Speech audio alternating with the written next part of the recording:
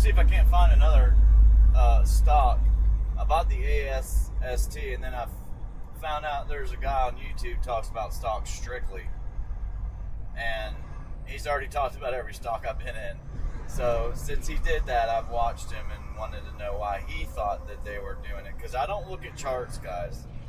I'm not a chart guy, like a detailed analysis of a chart, which I should probably do, because then I would understand why I want to buy it in the first place. But oversold stocks make me want to buy them. BYND was oversold, like it cheap. I watched that thing go from $180 over the last years to 50 cents pretty much, and I'm like, yeah, I'm gonna buy some of that. Like, it's a risk, but man, that's a good risk. They're either going bankrupt or they're gonna shoot up, and then on top of that, they end up getting a deal with Walmart right after they hit that bottom comes out. So anyways, that's a good stock. I think it's a good buy at $2, but it's gonna bounce, I guarantee it, at some point. And then you got what else is it? The BURU. That guy's in that stock too. I'm like, dang, dude. But one of the reasons why they're in these things is because the volume on these stocks is enormous. I mean, whenever you get 1 billion shares traded into a stock, it don't matter if it's 50 cents. It doesn't matter the price. But if you get that many shares traded in and out on a stock, there's going to be some eyes on it. Be a lot of people playing it. But you can call them the market makers. The market makers, like when BYND shot up from $3 to $8, you got to sell your stuff. You got to be out of it. You should have been out of it before then. But if you weren't, you got to be out of it then. You can keep your profits in there, but they are 99% chance they're going to go down. And yeah, later on down the road, a month down the road, it might be double that price, and you'd be glad you didn't sell. But short term, you want to take your profit. And so if you did get into any of these, even the BURU at 29 cents, when I was like, there's a 50-50 chance of it going up or down, it's 50-50. I mean, you don't know 100%, but it went up from 29 cents to 40 like the next day. So that's a big move, and you can take your profit and right then and there leave your profit in the stock and move on. You can just move on. Worst case scenario is you break even. That means it had to go bankrupt to zero. You just break even. That's the worst case. But holding on to those profits, in my opinion, long term is probably your best bet. I know it's making money, but some people live off of it too. I get that, but just holding on to them. Because Beyond Meat comes back around, and all of a sudden it's a $15 stock or something one day. And you got, who knows, you got 1,000, 2, 3, 4, 5,000 shares of it profit. You'll be happy.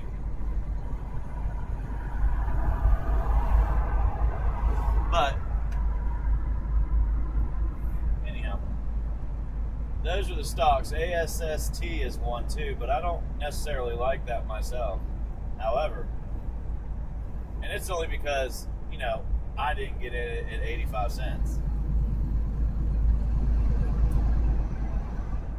I bought it over $1 Friday. So we'll see what it does. It has downsides to it that I don't like. BURU does too, BURU.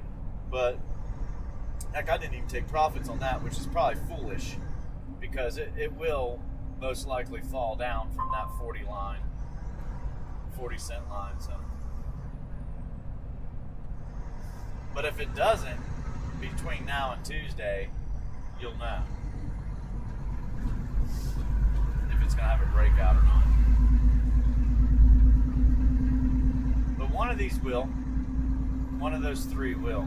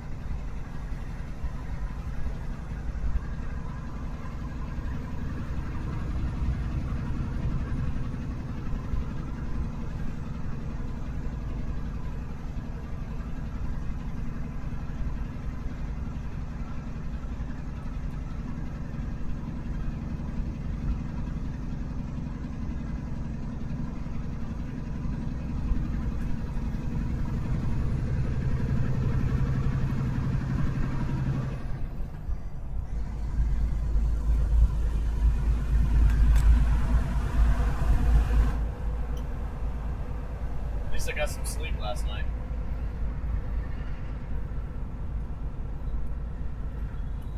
We're building those apartments, and you can see the firewall between the apartments. They've got 3 firewalls in there. 4. So that means there's 4 different apartments. And then they go floor to floor, 3 or 4 stories. It's supposed to stop the fire from getting to the other side, but who knows?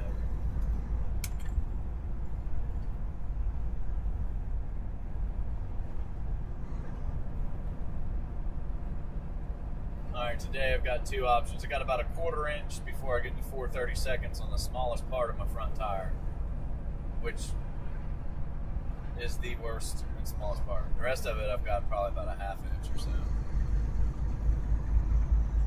So we're getting close to needing those tires done.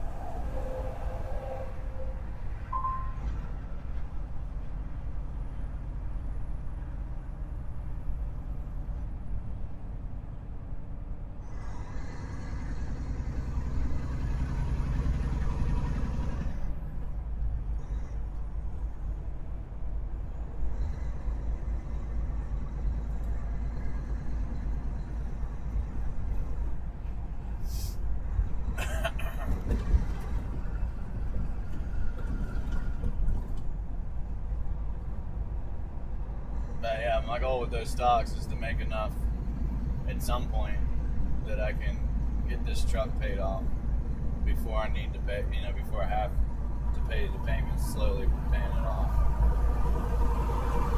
Like if you got 2 years, it'd be nice just to pay it off in a year.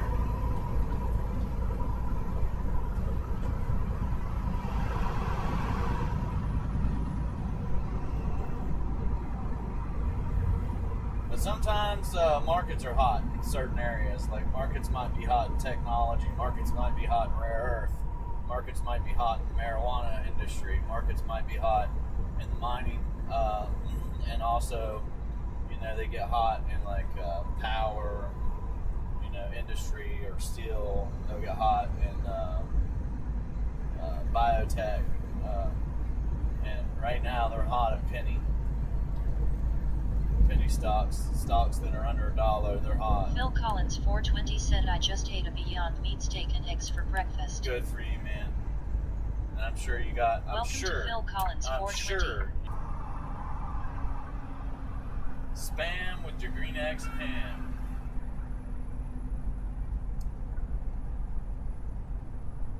Man, it's busy as heck over here. Busy as heck.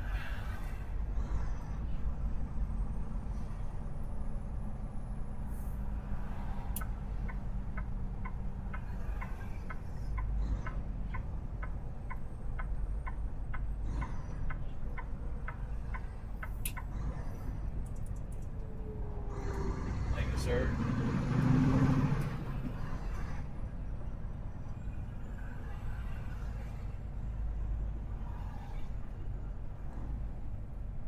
I should have got in back there. That's what happens. I'll let one of you in. Phil Collins 420 said, I've got that book memorized. You got one right there. I can't lose my CDL. You got one right there. Get it. One right there, get it. Alright.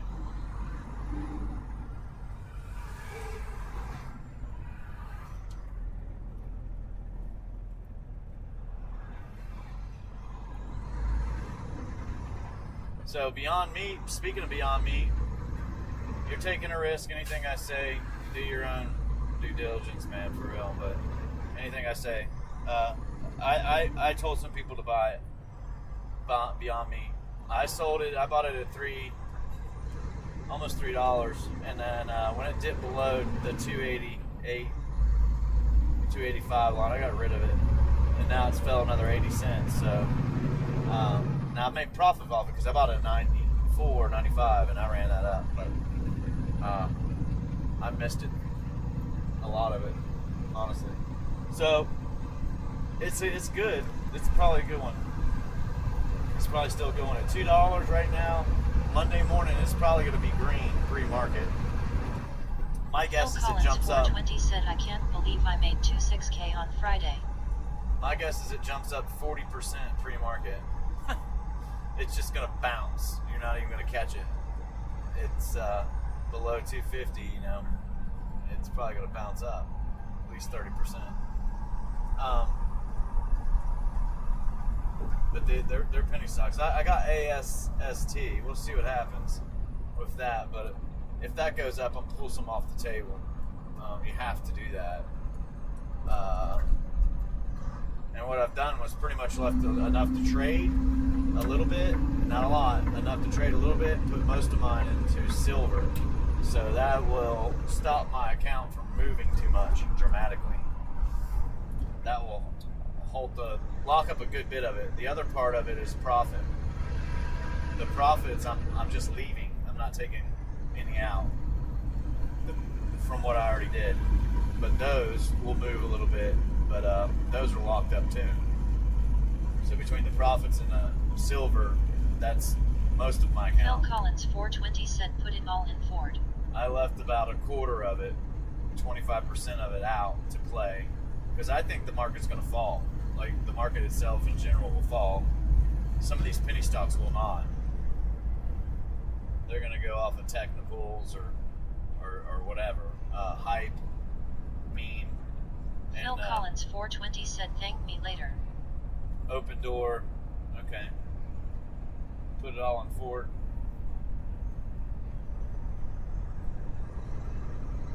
Yeah. Might be right. Might be right.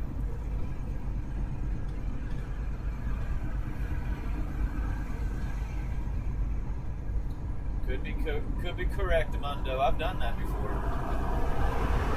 I really have. I remember when I did it, it was $9. It wasn't no 16. But when I did it, it was a lot cheaper. I said put it all in there.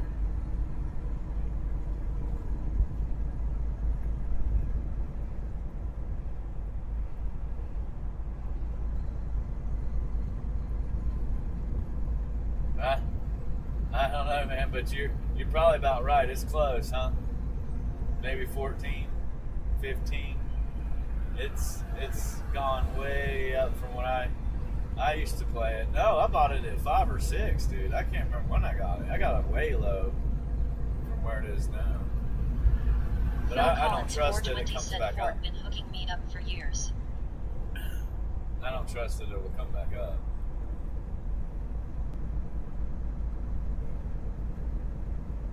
Been hooking you up for years, huh? The old Ford. Isn't it 16, or am I looking at the wrong stuff? It's F. I bought it for 9 when I got it, man.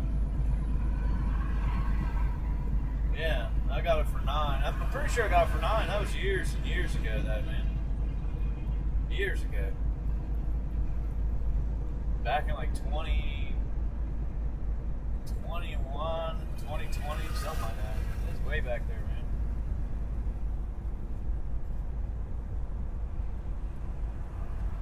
I've been living off the dividend for years.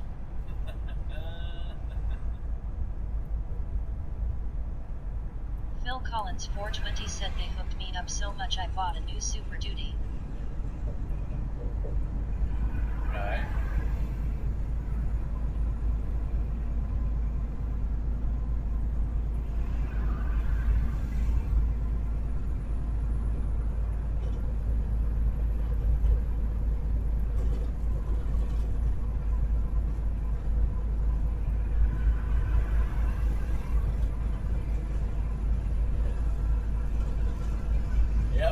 They're going to benefit from the tariffs, that's for sure. So their stocks are probably going to benefit. Phil Collins 420 said it popped up like 13% Friday. Yeah. Yeah.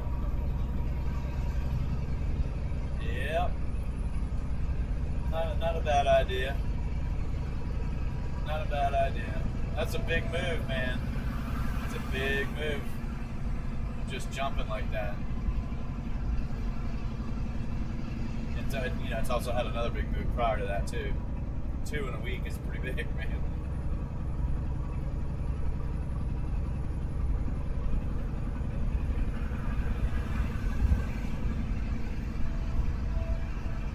It might act better than silver. Who knows, man? Oh, too many people come in here and watch this video, dude. I'm gonna have to slow this down. That's good, though. Maybe they're out about doing something entertaining, productive, trying to save the world, like Pinky and the Brain. They're trying to save it. Not take it over.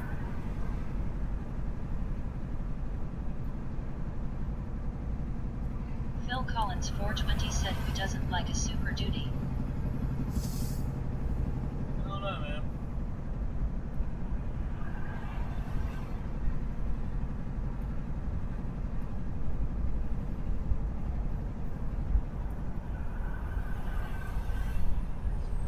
Yeah, Ford might and probably will go up more. They've got the blessing, I suppose that's the way of putting it. They've got the anointed one.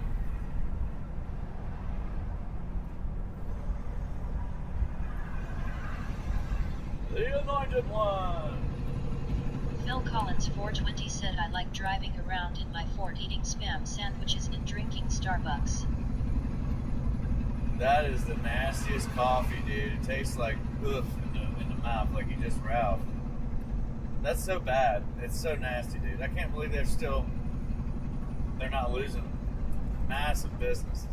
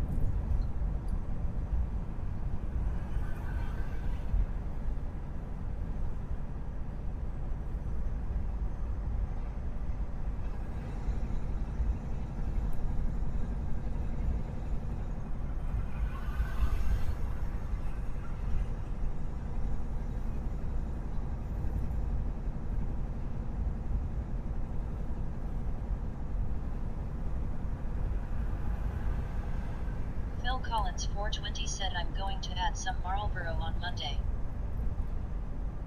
What?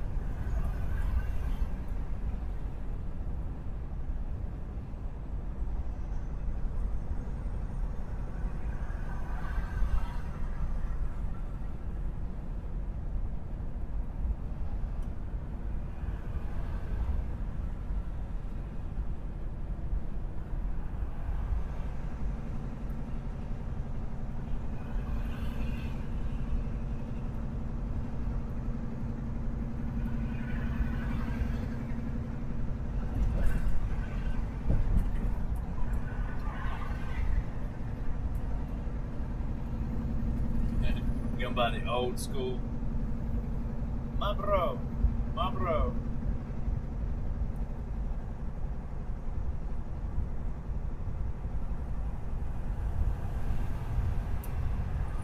Phil Collins 420 said I love Marlboros, I might as well own a chunk. Right. Stick with your Spam and Ford. Cornell and Ford. Yeah, American companies are good companies to buy, man, normally. We just need them to stay that way. Need them to stay that way, man. That's it.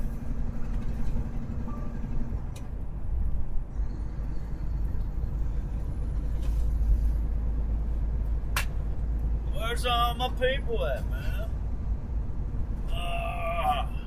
Alright, so we already talked about the stocks. That's that. We'll go from there.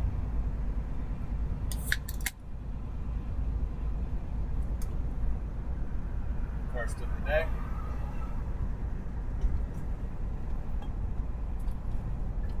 That's a lot of traffic, dude.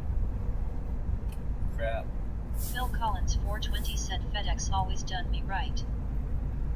Right?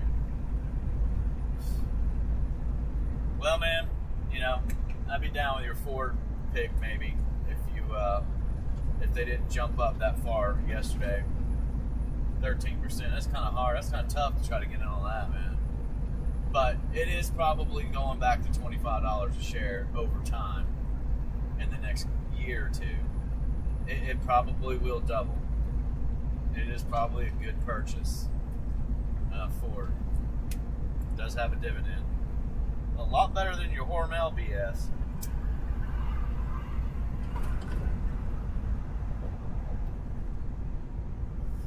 I'm willing to give it a shot just to get a couple of shares of Ford. Just say I got it, you know?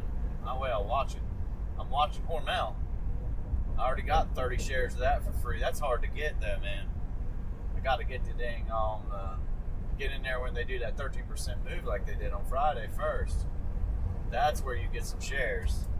Now, if I would have done that Friday, like Thursday, with what I had, instead I got silver, just got that, yeah, we would have been looking at a lot better scenario, man. Even at 13, you know? What was it, like 15, 16? What was it? What's the price of that thing?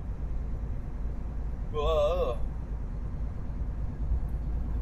Phil Collins 420 said dude he'll be done worrying if it hits 25 in next year. Yeah, I think it will. I think it'll hit that.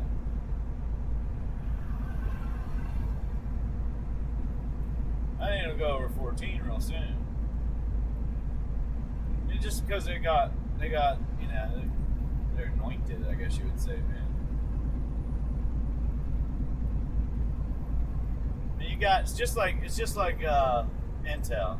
You just got to get in there, grab a few shares on the way up, get a 10% run, or even 12, whatever it is, over the course of a week or two. Phil Collins 420 said I don't know what's wrong with Hormel. It's going to up eventually though. Eventually, maybe. But it's just really, really slow. It's not as easy as Ford would be. But yeah, you know, like you're saying with Ford, if you would have got in on it on Monday, it's like $12, and then you got this run to almost 14. So they're moving it up. You know, 12, almost 13, and almost 14. That's what they're doing. The next leg up will be almost 15, almost 16 by the end of the year or whatever, most likely. They're going to start looking at these and pumping them up because they're anointed. They're not going to have tariffs on them. They've got a leeway, a breathing room to get everything in order, start making cars in America again. They're not going to get hit with that outside tariff. So their company stocks are bound to go up. It's been a bad run company for a long time, man. I don't like that part. But they've been around forever, so seems like they will be.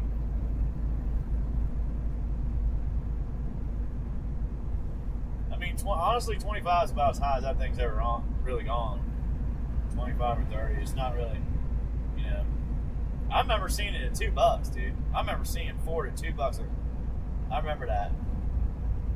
And, yeah. Phil Collins 420 said I've been in on Ford for a few years.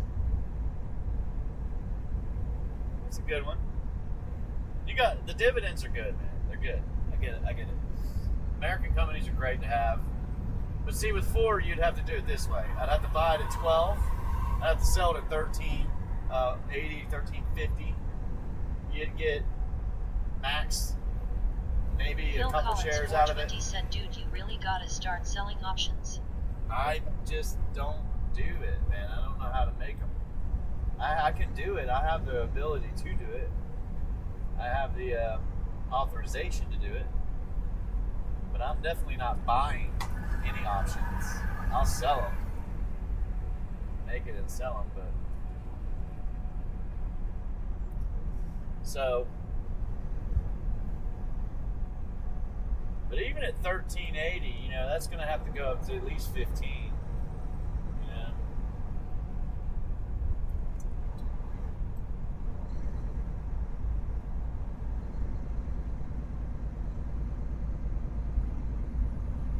That's pretty much where it's going to have to go for you to get a little bit out of it, you know? You're looking at trying to get like a few shares, you know?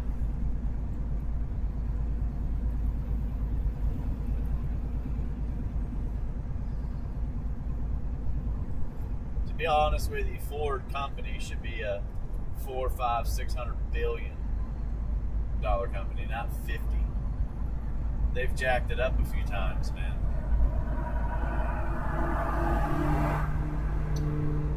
Let the government come in and subsidize them. Both mistakes.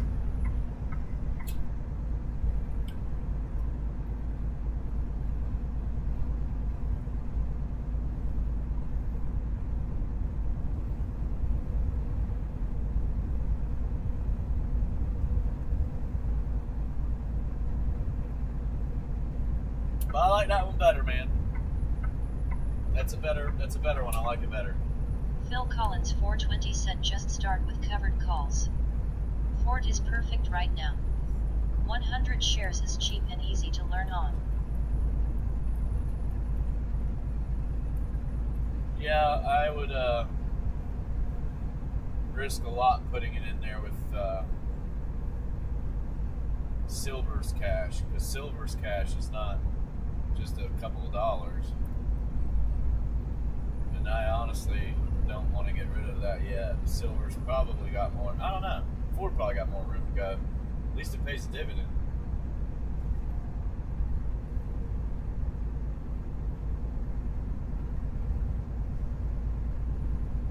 Oh!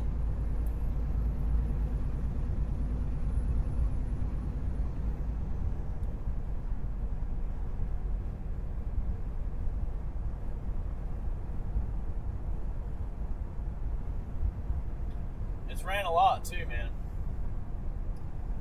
Yeah, it's gone up a lot. I think in 2021 it was running, dude, and I should have never sold my shares. I got it at before 9. I got it at $5.99. I remember now, $5.95 or $5.99. I remember buying it there, and I don't know what exact date. I can go back and look, but I know that I bought it. It was like $5.99.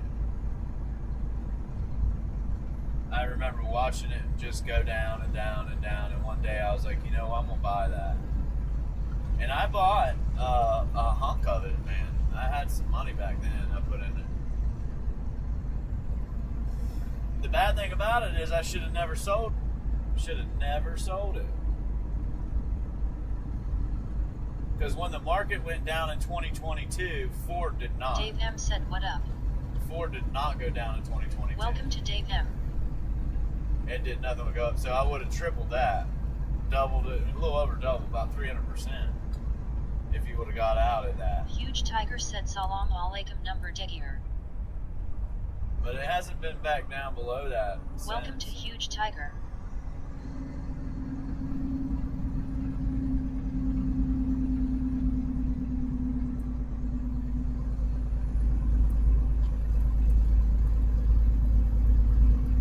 What's up, Tigger? Tigger, Big Tigger, Phil, Donahue. Phil Collins 420 said I had 3,000 shares but sold 1,500 when it hit 12.50 last month.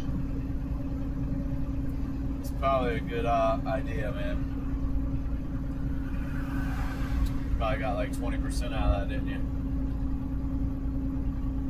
Hey, man, I know people sell their profits, but I'm telling you, your profits should never come out of that stock. I know it seems like sometimes it should, but it should never come out of it. If you make profits on Ford Phil and you Collins sell... 420 said my call got called away. you come back to it a year, 2, 3 years later, it is a long-term play. It's hard to play them like that, but like you just go back into them. You know, I feel right now it's hard to do any of that because the penny stocks that we're looking at are on fire. And until that runs its course, you know, I'm not going to put the kind of money you would put in the, you know, Ford or silver. There's no way. But you would put your low risk in it. You know, you're putting like $1,000 if you have it into a penny stock. That's about what you're doing. You're not trying to put. There's guys that do it. I give them props, man. There's guys that put 15, 20 grand if they got it in them. I give you the props, brother. I can't do it. I'm not doing that. I can't take the pain. I can't lose that much, man. If I was making that kind of money, sure, man. But you know, it'll take me forever just to get my dang on IRA money put in the account if I can even get it in there each year. But Phil Collins 420 said I wouldn't touch silver right now. I hear you. I did, but I hear you. I just bought it. I bought it at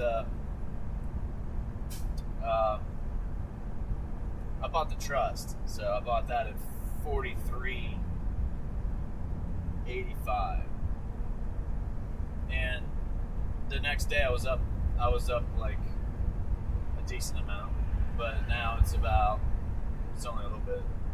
I don't know, maybe I'll let it go. Let's see. Phil Collins 420 said I worked 3.5 months this year. I'm trying to get there, Phil. I'm trying, man.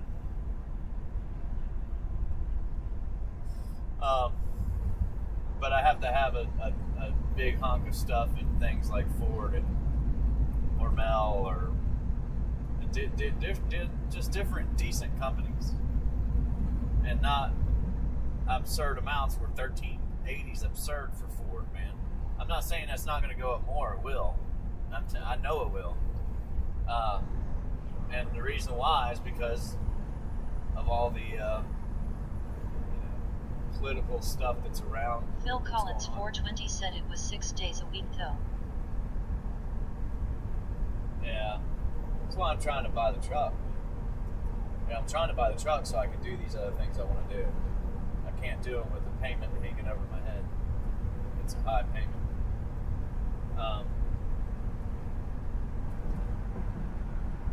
But yeah, should have bought that Ford earlier than the week, man. That would have been perfect. It would have been real nice. Bought it at the right time.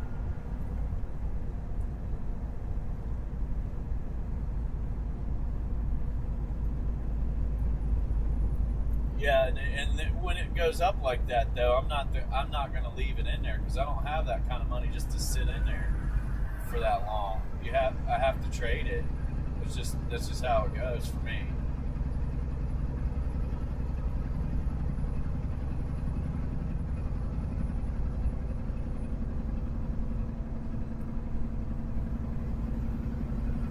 But it would be nice to have 300 shares or 400 shares in there, profit if you could get it over the course of time.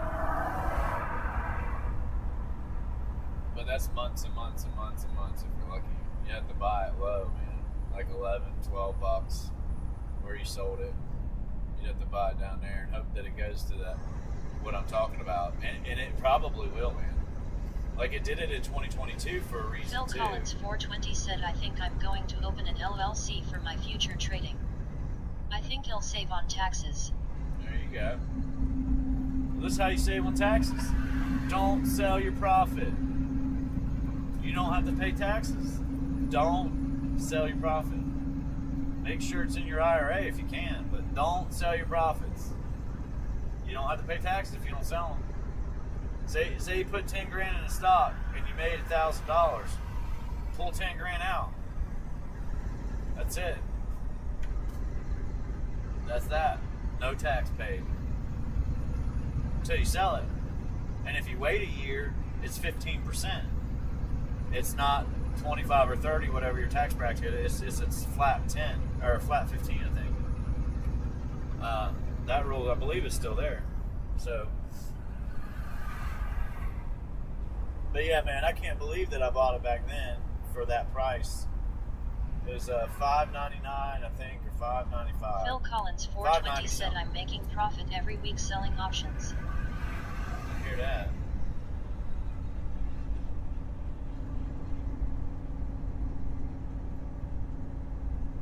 That sounds cool. These people are slow as shit. But if you go back to 2022 to now, 2025, that's a 3-year span. But when I got into that, it was 2020. 2020 to 2022 is a 2-year span. But if I could have left it in there, I would have been better off. Phil Collins 420 said, I can't give up my weekly income. Right.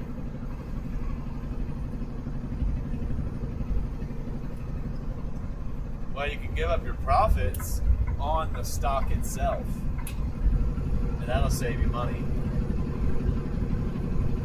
Then that can be your weekly income after a couple of years of doing that, or at least a year. The amount of profits I got in my account outweigh my account trading, at least my trading now.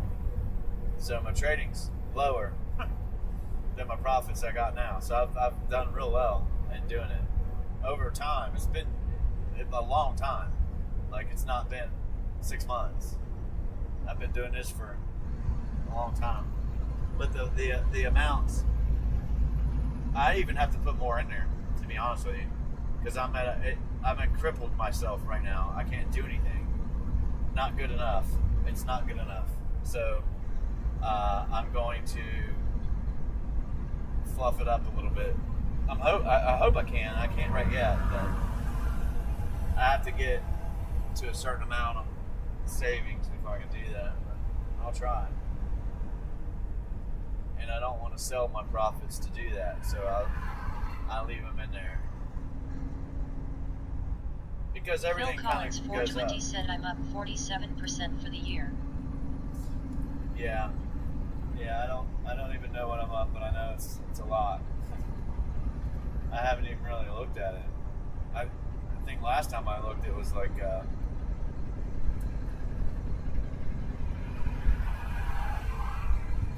80 or 90, I think. I really can't remember, man. I mean, I know what I had, and I know what I'm up now, but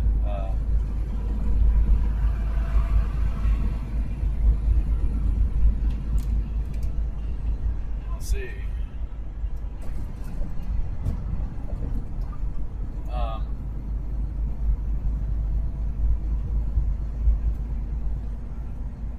No.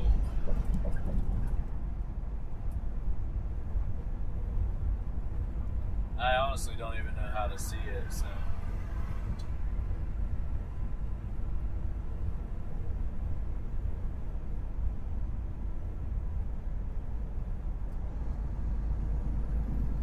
Yeah, you don't even want to know.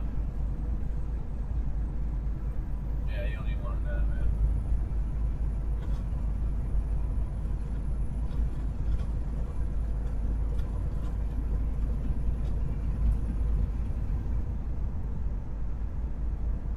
It's, I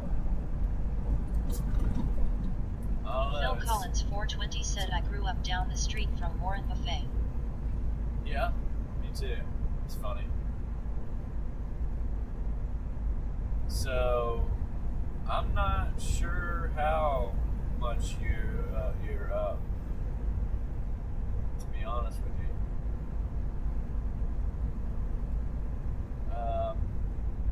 I know it's over 75.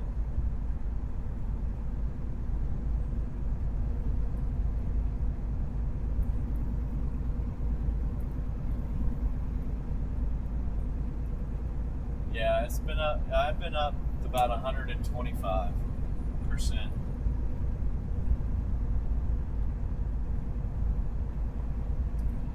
But I'm dealing with a lot less than most people, probably.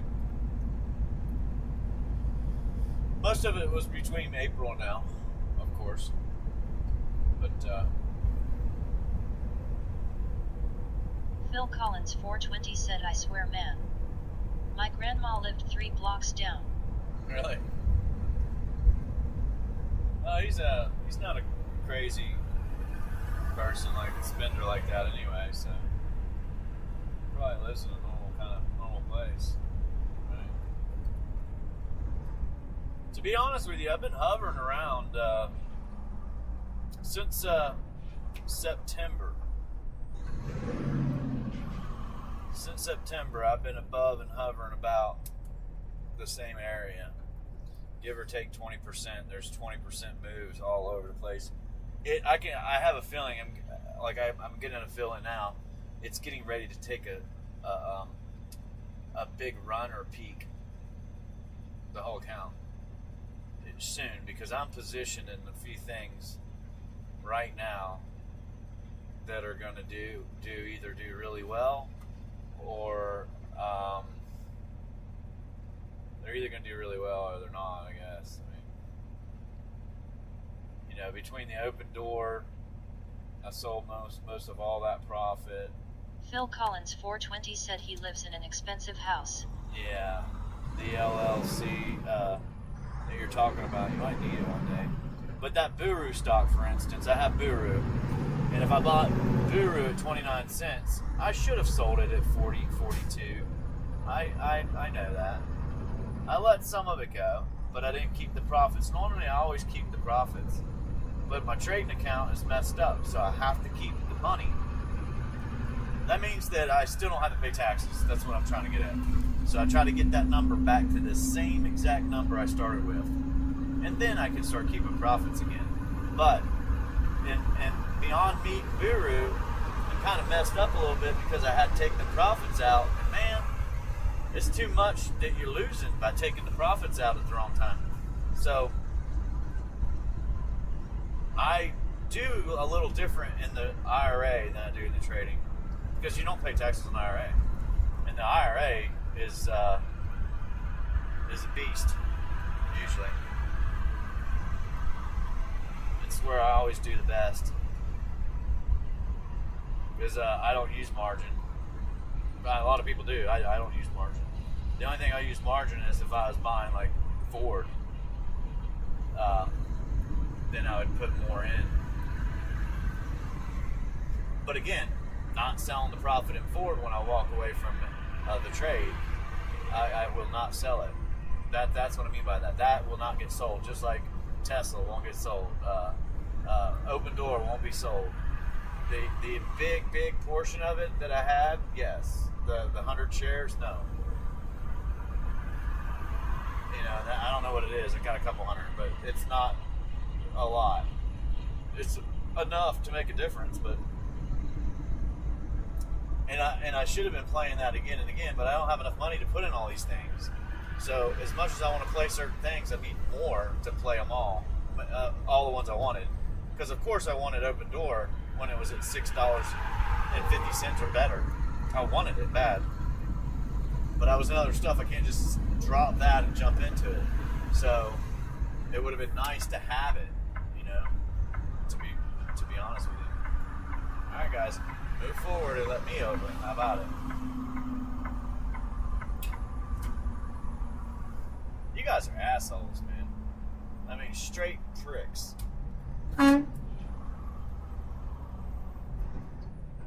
Just getting beside me, and then we're here. Look. Let's go 5 mile an hour, guys. Yeah, there you go.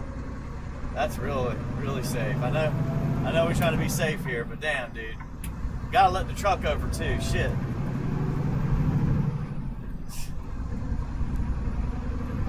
Not blow past me when anyhow they don't see it, so whatever.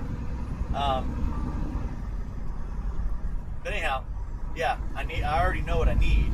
My goal is to get there, and it's more money.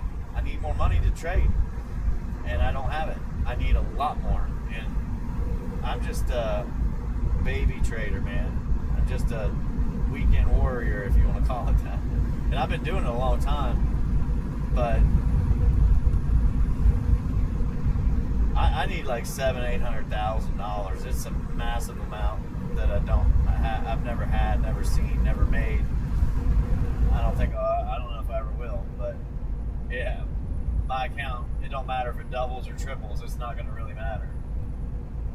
It's not going to make that big of a difference. Phil Collins 420 said you need to quit trucking, brother. I can't yet. My goal is to do that. That is my goal. But I'd like to own the truck so I can get back in it once in a while, if I need to make money. You know, if I need to work for a month like you're talking about, because you can't make it another way. But the other ways that I make money are usually better than trucking. But at the moment, I cannot beat what I'm doing, and I cannot walk away from it. I could have a month ago. Phil Collins 420 said it took me 40 years to get 800K. Yeah, I know. I know, man. And I had to start all over about 15 years ago. So, yeah, we're back at it. It's getting better. It's getting better. But you have to. It's a slow process. As long as I keep going forward, man, I'll get there.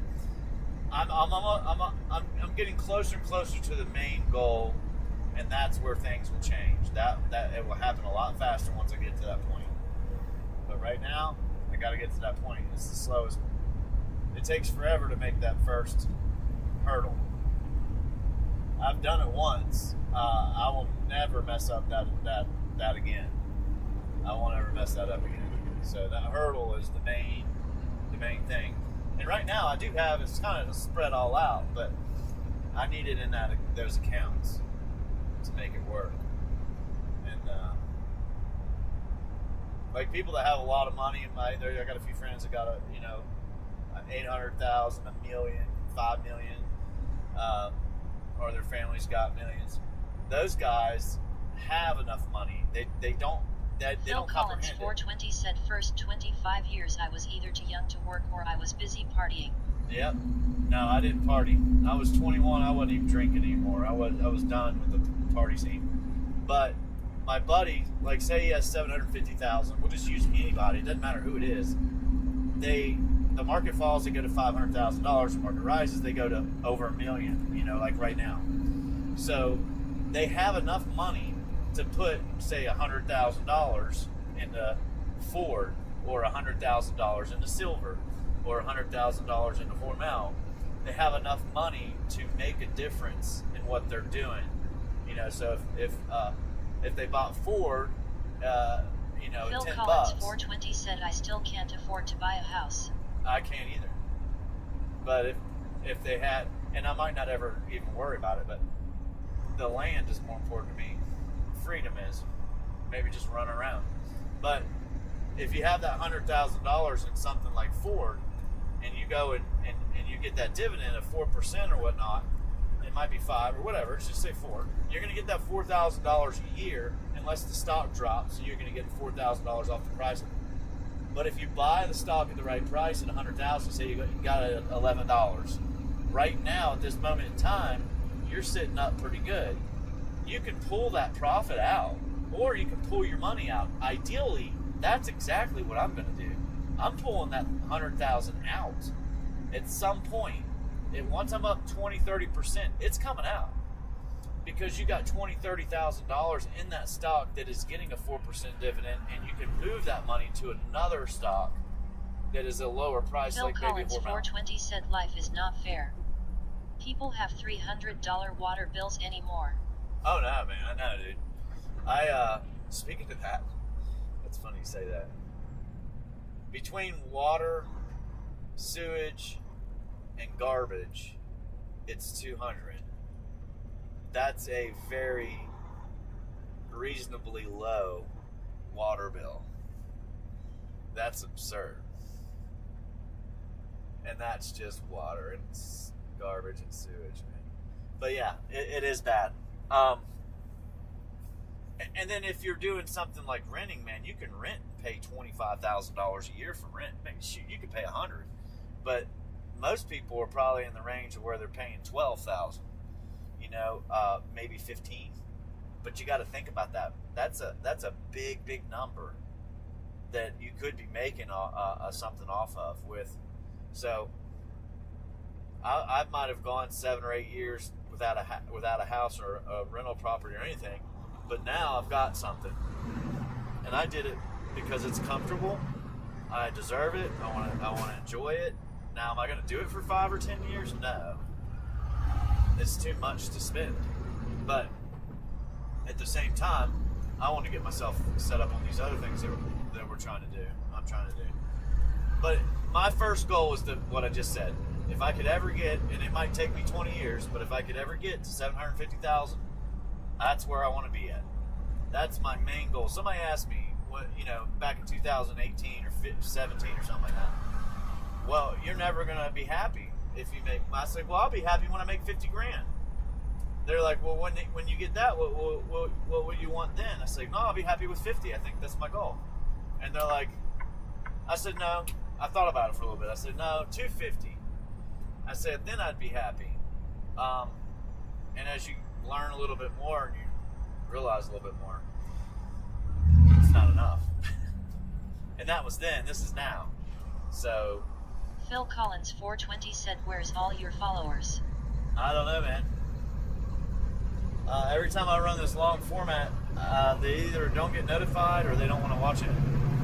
So I like running a long format too because it's quiet and peaceful. So that's why I do it. And it's daylight out, so it runs pretty good. Video's pretty good. It's good quality. You get to see a lot more of what's going on. The sky's pretty crazy looking. The clouds are awesome. And I don't make money off these videos anyway, so I make a couple cents. I got to make the short videos in order to make the money to buy the stuff we need. Damn, dude, this guy's on the side of the road too, man.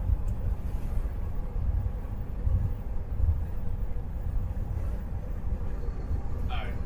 So, yeah. Some people probably don't like watching it. I don't know. You either got to stick with long format or short format, and that's what you got to do when you're doing these videos. I mainly do short Phil Collins format. 420 said it's not all about money. And even though the short format they're not getting a lot of views either. Like, I'm used to getting hundreds of thousands of views on my shorts, but recently it's only been like 60 or 80. So it is what it is. I don't worry about it. I used to. I don't care about any of it. It's not where the money's at. And one day it might be.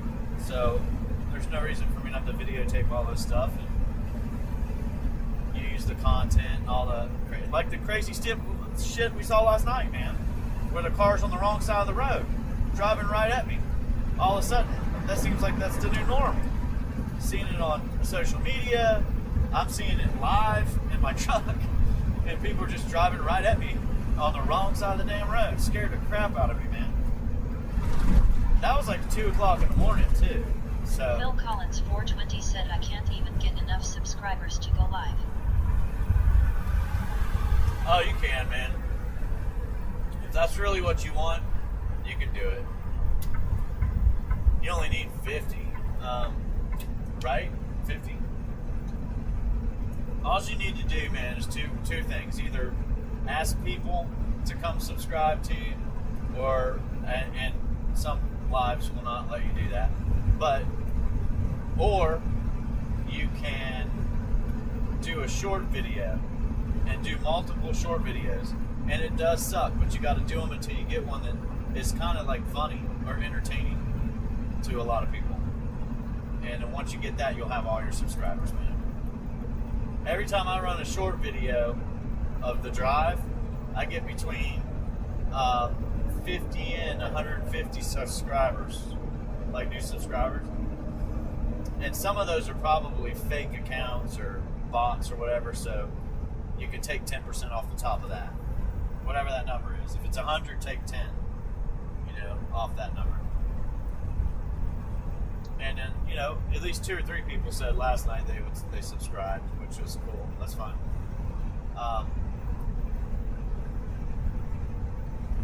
But everything you're doing is computerized, man. The computer's figuring everything out.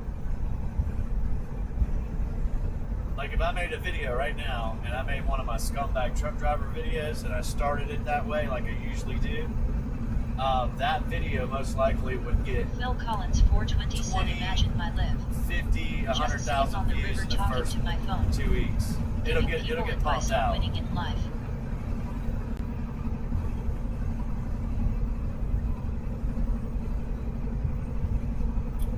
Yeah, well, people like being outside, man.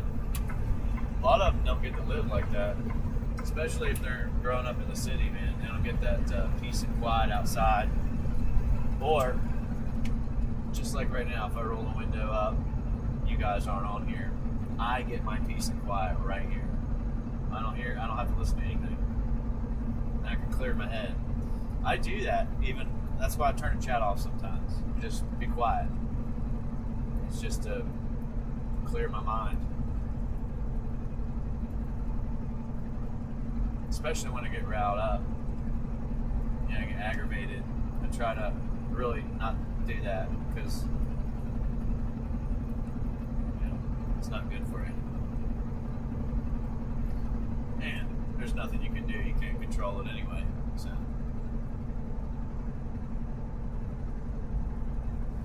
one thing we haven't done in a long time, and I don't even know if I have it anymore up here, the $400 speaker, man. $400 speaker. Microphone. These beautiful microphones here. We haven't had Phil that. Phil Collins 420 said, my shoulder hurts from trucking too much. Yeah, mine does too. Funny how that works, huh? Well, I'm also getting a whole bunch of static electricity on my shirt. Put some static guard in there, man.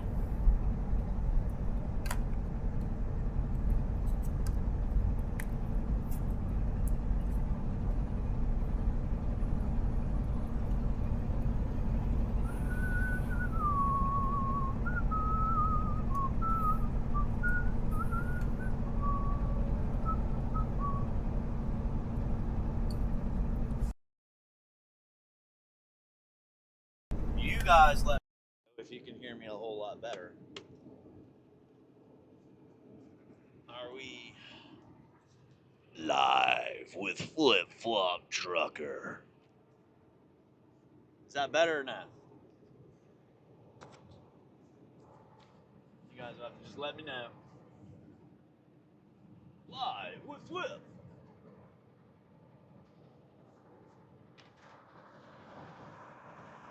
We'll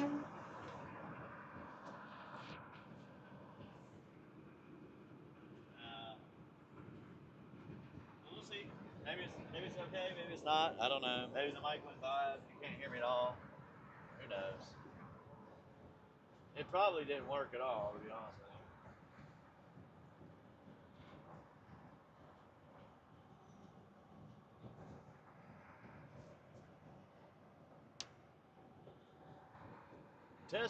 Testing. 1, 2, 3.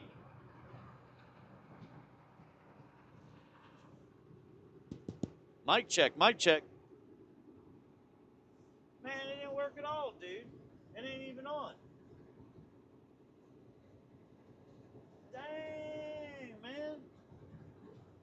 Well, that didn't work, folks. I guess my mic don't work no more. That's crazy. Hello. Hello? Hey. So is the mic working good? Maybe I need to turn it up a little bit. It's been a long time since I used it. It's been a long time since I used it. Maybe that's what I need to do.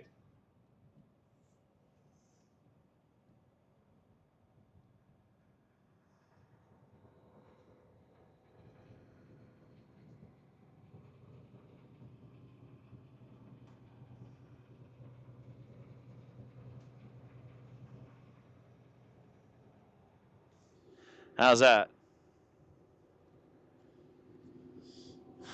Oh boy. It works. It works. Well, I appreciate it.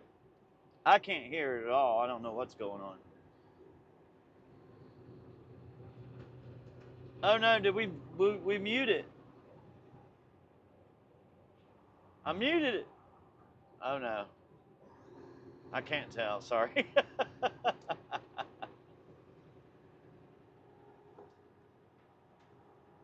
Mic check, mic check.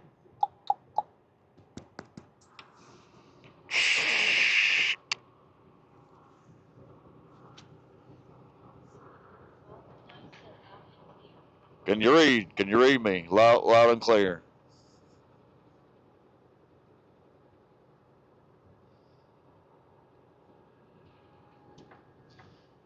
Butterball cup in the PR truck. You're missing a tire. You might want to pull over. That's what we would do with the... All right, well, I do got to fix the mic. Now I can remember why we didn't use the mic, because the mic, even though it's a $400 dang old mic, it doesn't get the effect of the truck. You can't hear the engine. It cuts the back out noise, and all you can hear is my voice. Anything else too.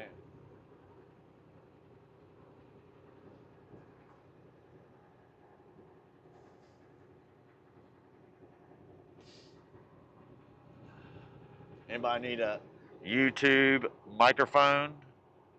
Sell it for $250. It's brand new.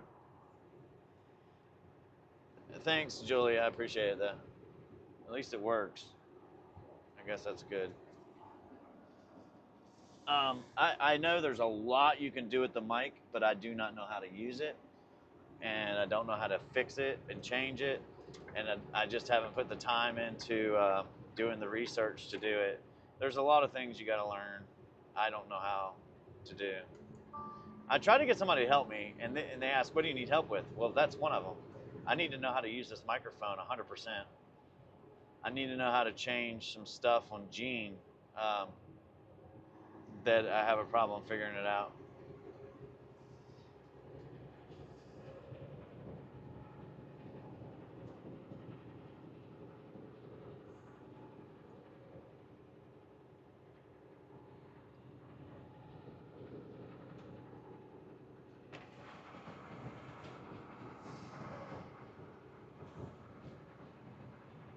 Now we're on 81, northbound, headed toward Hagerstown,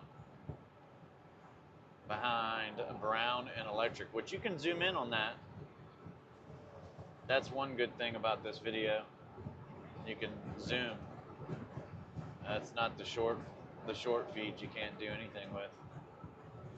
It also lowers your point of view.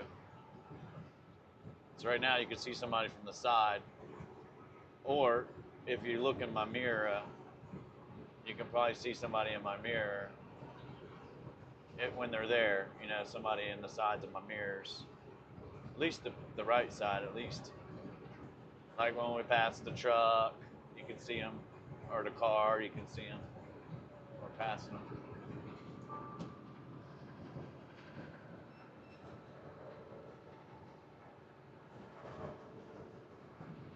So it's a better point of view.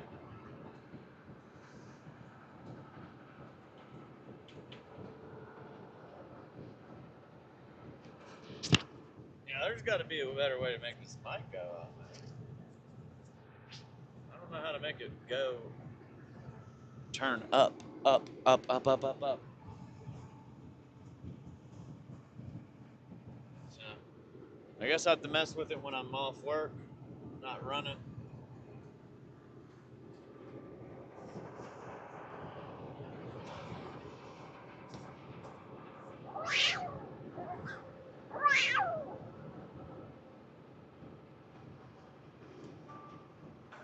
Can you hear the cat? Hey,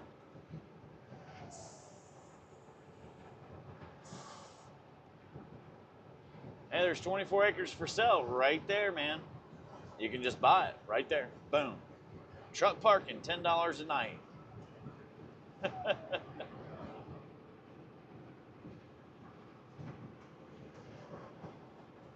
All right, well, this is gonna be fun. Let's start this off.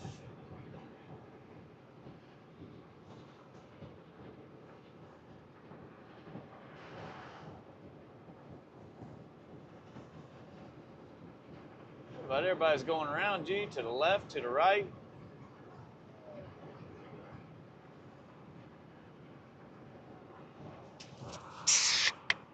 Hey, southbound. See, nobody has a CV anymore. Southbound, radio check, radio check. That's it. Nobody's got one.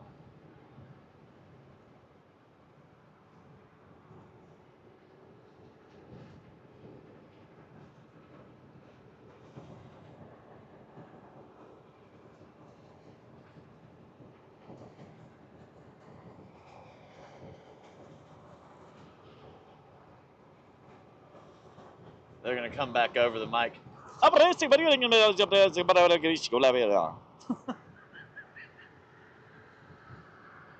Or you'll hear some music in the background from foreign country. Somebody in there. I hear you, sir. Very, very good. Very good. I hear good. I asked somebody today. I ordered something today, and I asked them, have you tried this? Okay, so I went to Hardee's, or Arby's. It's Arby's. And I was like, I'm gonna go in there and see what they got. You know, I know what they got normally. I go in there, and they got steak nuggets. No lie, they started selling steak nuggets. Okay.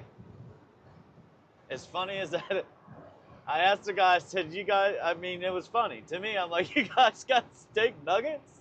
Okay, well, I gotta try them, man. Are they any good? And the guy was like, "Okay, steak nuggets, okay." I was like, "No, no, no, no, no. I don't want them. I just want to know if you've tried them. Are they any good?" And he couldn't understand me.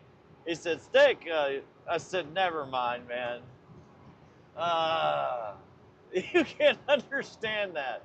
I just want to know if you have ate them and you think they're good. That's it. Because who wants to order steak nuggets from a fast food restaurant and give it a shot, you know?" So, I already wasted money on coffee and I had to throw it out because it tasted right. I'm not lying. It tasted like Ralph. I'm not trying to be sick, but they have really gone downhill with this stuff. So, I'm at Arby's, and I want to try their steak nuggets. And I'm like, I'm just going to get them, dang it. I've already wasted $7. I might as well get them. So I get them, and they were good. They were like roast beef. That's what they were. Roast beef. It's literally what they were, roast beef. And they had flavor. So, I mean, I'm sure it's not that good for you. I don't know, but they weren't bad. They were not bad. I was kind of impressed that they didn't taste like garbage. And I was like, okay, well, these are good. Or really, really tough or something. But yeah, they were it's like roast beef. So it's like a roast beef nugget. And it's called steak nuggets.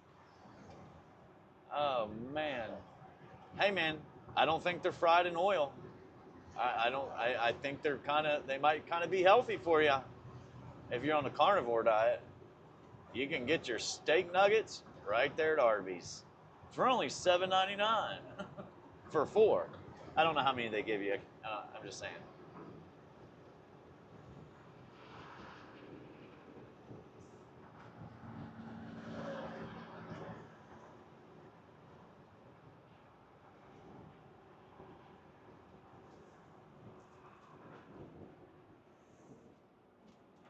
Oh, shit.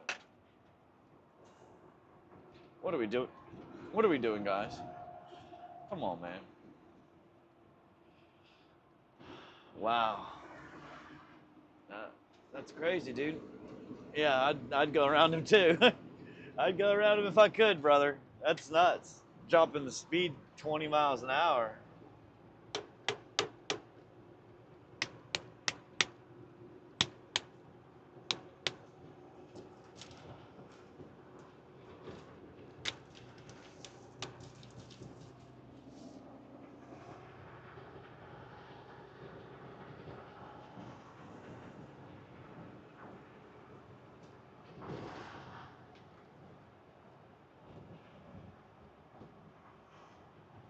Oh, this guy's got a nice motorcycle.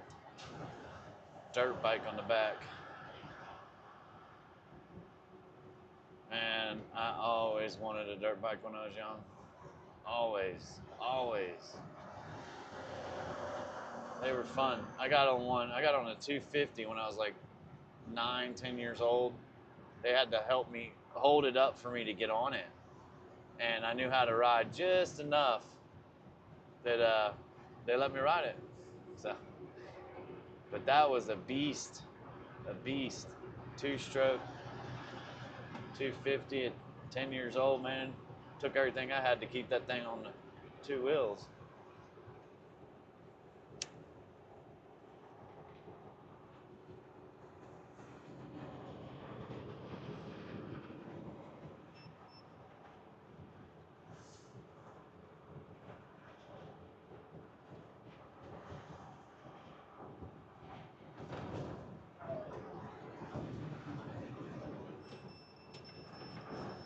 What the hell is that about? I wonder why it was doing that. It's done that a couple times. I don't know why. Oh yeah, bud. What you got there, Kawasaki? I don't even know what that is. A little Honda. I have no idea what brand it is. It's a Yamaha. Rust-Oleum factories right there too. If anybody needs Rust-Oleum paint, it's gonna come from right there. Ace Hardware, Lowe's, Home Do Improvements, all those.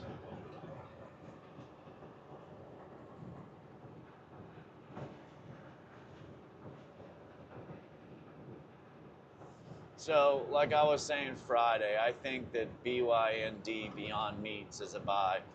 It did run really, really hard, really fast, but it also fell fairly good. Like probably oversold right now. It also is a buy just because it's a company that's established and just got a contract with Walmart to sell in their stores. So from that 50-cent point that it jumped all the way to $8, it fell real quick, 2 days, back to 2. So I think it's worth the risk. If you have the money, put a little bit in there, and if it doubles up, get out. Keep your profits in there. So we had a trade in there. We had a decent trade in there. Probably, I don't know how many we had, but we had a decent trade in there that I pulled out before I took too much of a loss. Because I bought it around 3. So once it fell below the 288, 285 line, I got out of it.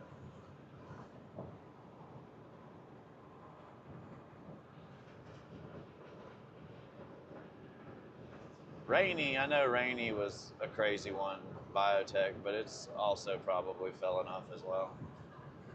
They usually fall 3 days. I include Wednesday, the day it went up and down. So I include that as a down day. Boom. And then I bought the ASST, but I don't like that one as much as I like BURU and Beyond Meats, BYND. It's funny, there's a guy doing YouTube videos on Strictly Trading, and he's literally talking about those stocks. It's almost like I was following him or something, but I've never seen his videos.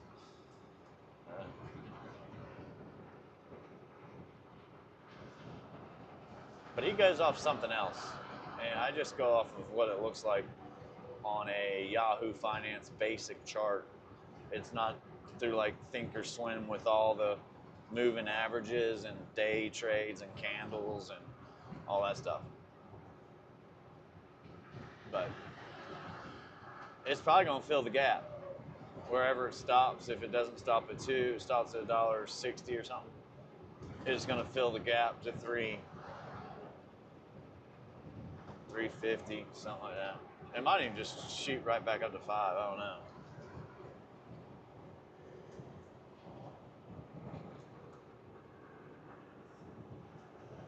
There's my advice for trading stocks today.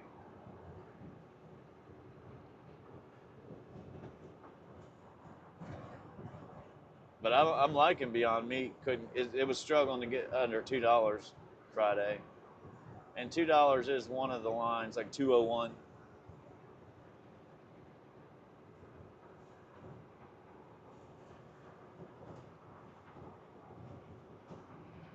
Because the same day that it went from $1.40 to 2, it went to 350 something, I think, but it might have even been higher. I know I sold it at 341.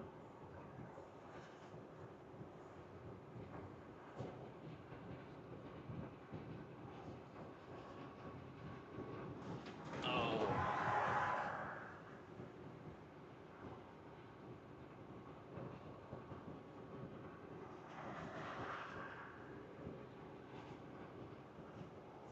But just like with Open Door, it did almost the exact same ordeal. It went way up. It took 2 weeks to fall down though. So when it hit like $5, it fell back down to $1.70. Scary, scary point to buy it again. And that's where I bought it again. That's why I did so well on that stock. I bought it twice at $1.65, $1.70.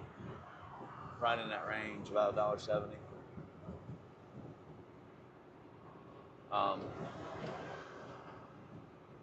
And it could still come back down too, Open Door. Even though it went to $6.25, it could probably come back down to $4 or $5. But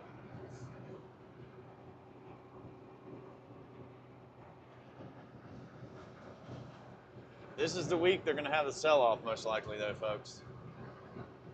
All the way up to Friday, the markets are going to be red, so there'll be cheaper days to buy stocks if you just wait. Just wait for 5 or 6 days. Probably November the 1st, which I think is Saturday, so Sunday, Monday, November the 3rd. Probably be a good day to buy stocks back. And I will probably miss out on most of that, so.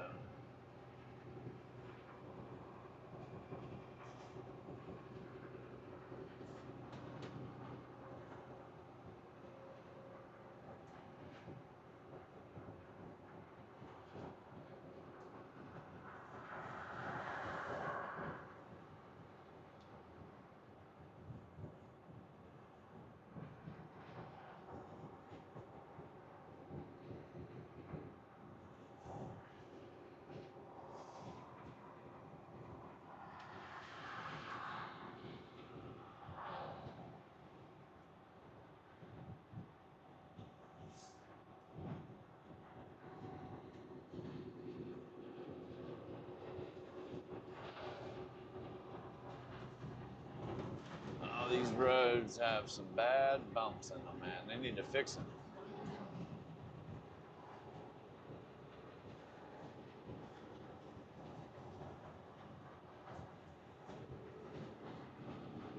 The goal for today is 2 things for me. Since I don't have a load and I'm not pressed to get over there or anything like that, I'm going to stop and see if I can even get tires, but I've got to get them right away, immediately. And then I might try to hunt down something a little better. If I can find a new trailer, new tires, newer. Because this one works, it just, there's something up with the air on it. It has to fill up the air tank every time I stop. So it's like there's leaking air somewhere.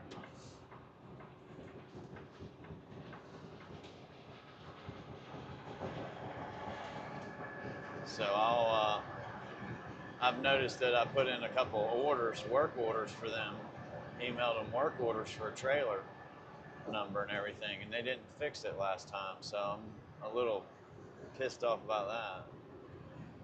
Like, they need to fix it. So I'm going to do it again, and it needs to be done.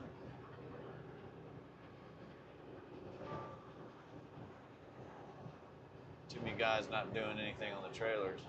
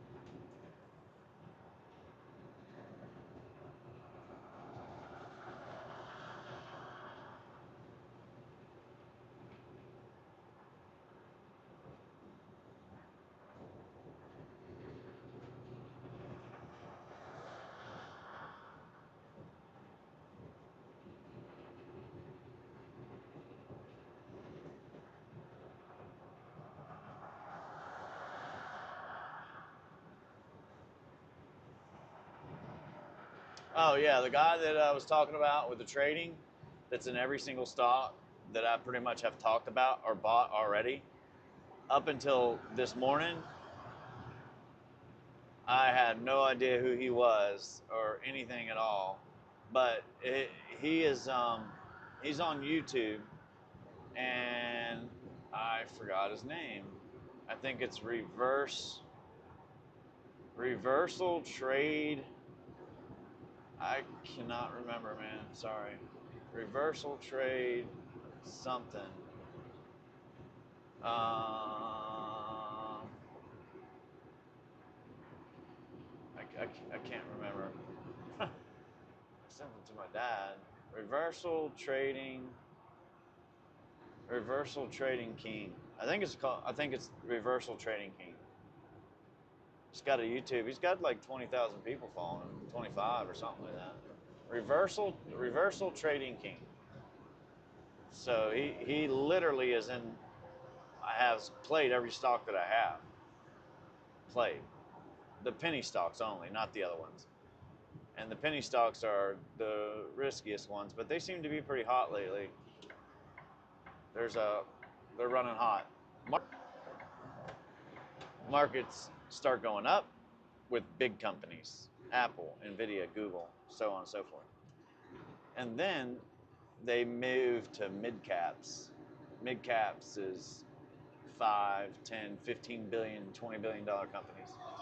And then the small caps, which are $1 billion or less and tend to be penny stocks too. Beyond Meat was one of them, you know. There's a few other ones too. So when the markets pull back, they usually pull back in the same order, but in the reverse order that they went: small, medium, large.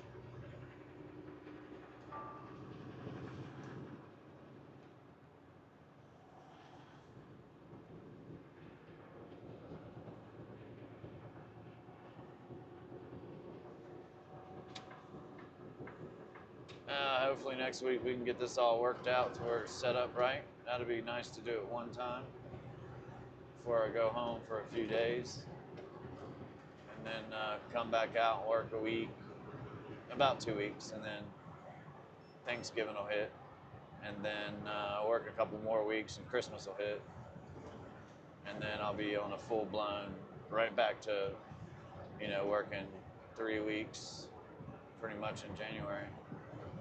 So January the 5th, I'm planning on being out January the 5th on that first full week of January. Let me see if I can say this right. So in January the 5th, I'll be back out. So the 5th, week of the 5th, week of the 6th, week the next one, 5th, 12th, 19th. And then on the 26th, 27th, 28th, It's almost a full month. I'll be out pretty long. That's real long for me. So, um, anyhow, stay right there, dude. Stay right there. Thank you.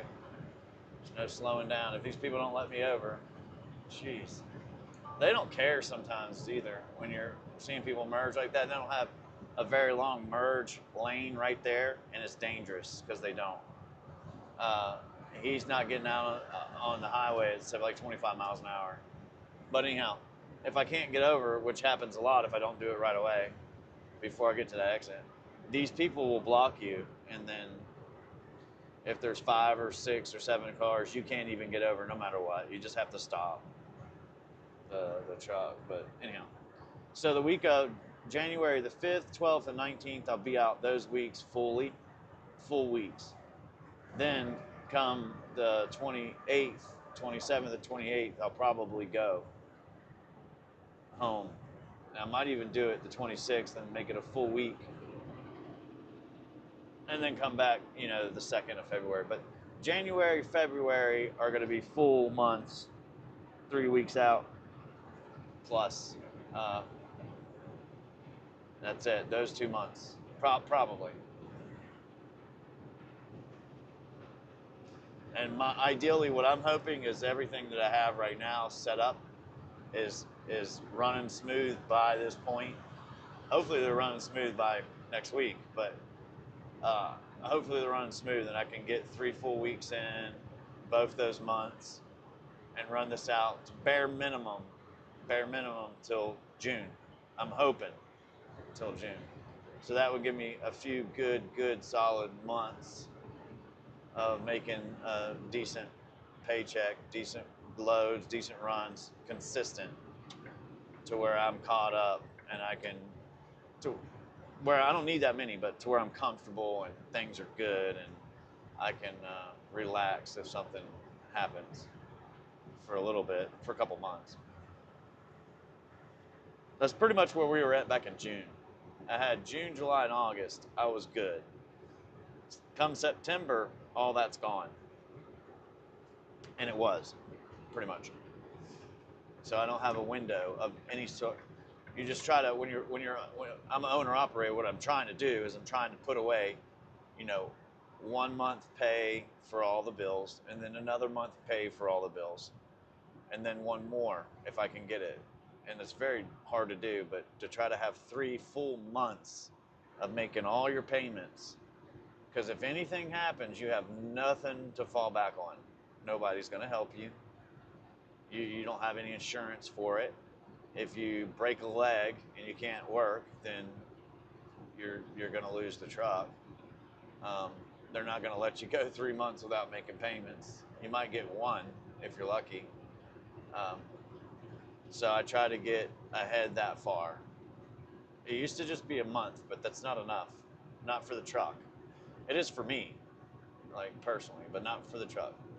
So I try to get the truck that far ahead.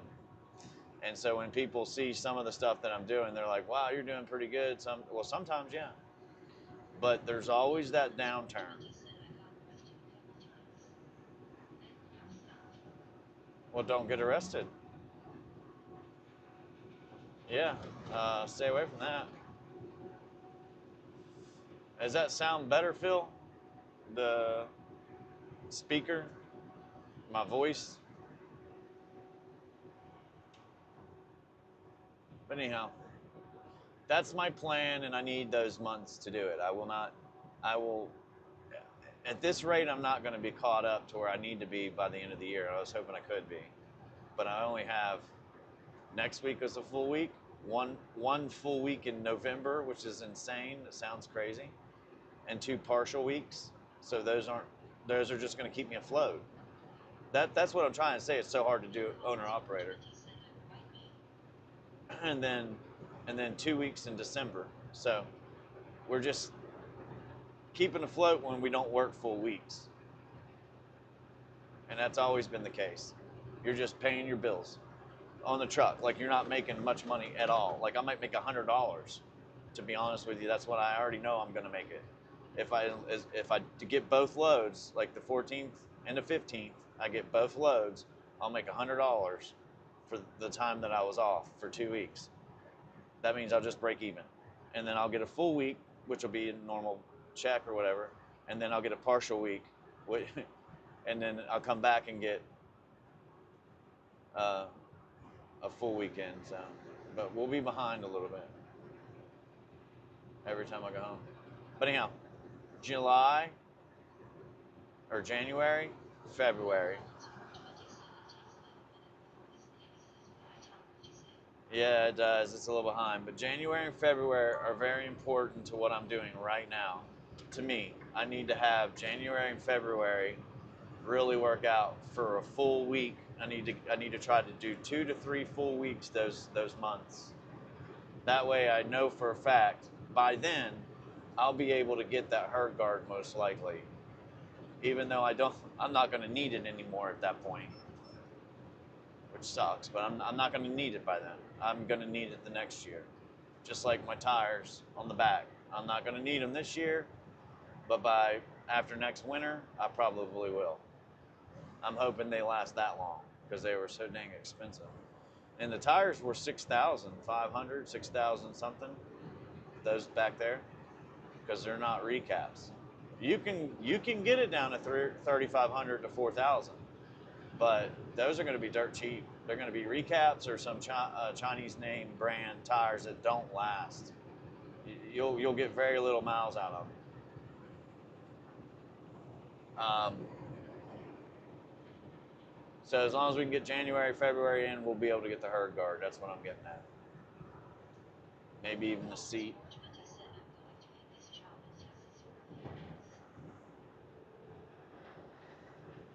Well, Phil, come hit the job over here for a few months. Drive the truck. We'll hook you up. Right.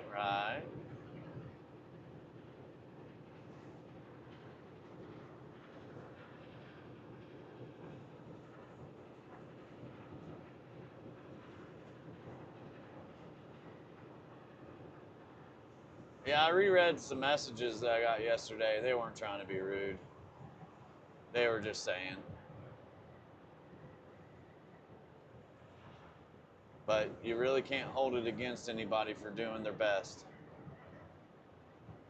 And when you have one set, when I lost everything, it was a huge deal. When I lost everything in June, it was a big deal.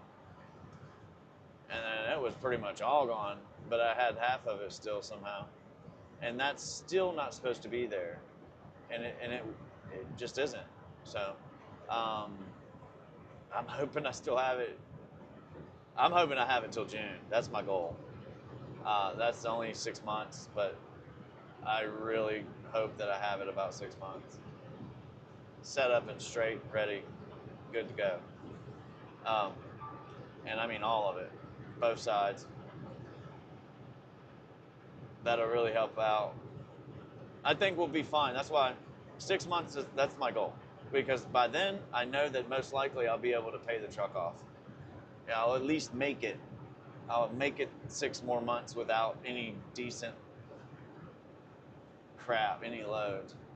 Like there's a deer right there to the right.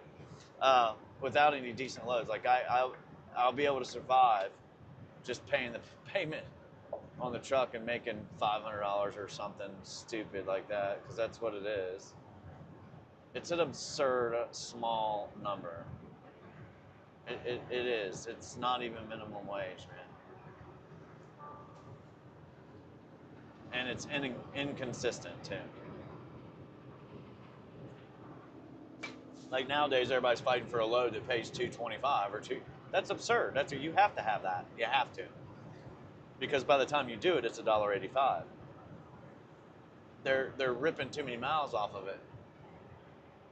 They're saying that it's something it's not. It's really a lie, and they should be called out for it. All the companies do it.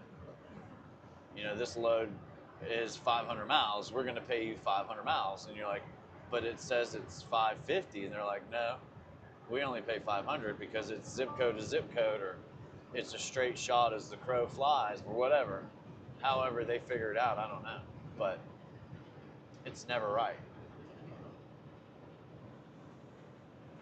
And with the technology we have nowadays, I can understand them doing something like that back in the day with loads and miles, but I can't understand why they would do it nowadays. You have technology that shows you the exact route a truck has to take. There's no questions. They can't take that road. They can't go under that bridge. They have to take this route. So if that's the route they have to take, why not pay them for the route? Why not pay them the exact miles? So if they don't make an accident and get lost and they're on the route and the route's 550, pay 550. And I'll tell you why they don't. Because these brokers will get a load for 10 grand. They'll put it on the load board for 5 grand, and they'll tell anybody that gets the load for 5 grand that they need 20% of that 5 grand for being the broker, right? And then they'll take that 20%. On top of the 20%, they can get more out of you, another 10%, by telling you the miles are off, or telling you the miles are right when they're not. So that's another 10 to 12%. So if you just add up all these numbers that I just given you, you're looking at like 80 to 90% of the load goes to the broker or shippers, whoever owns whoever has the access to the loads.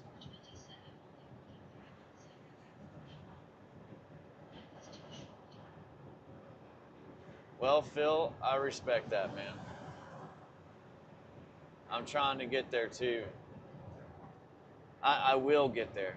I'm trying and I will. I'm not going to work until I'm a millionaire because I'm not going to get there. I'm not going to work until I got $750,000 because I'm never going to get there. I don't see that happening. My goal is very simple. Don't lose what I got. Take it as a blessing. If it's there for a month, then great. If it's there for 6 months, take advantage of it. And what I mean by that is if I'm getting paid decent and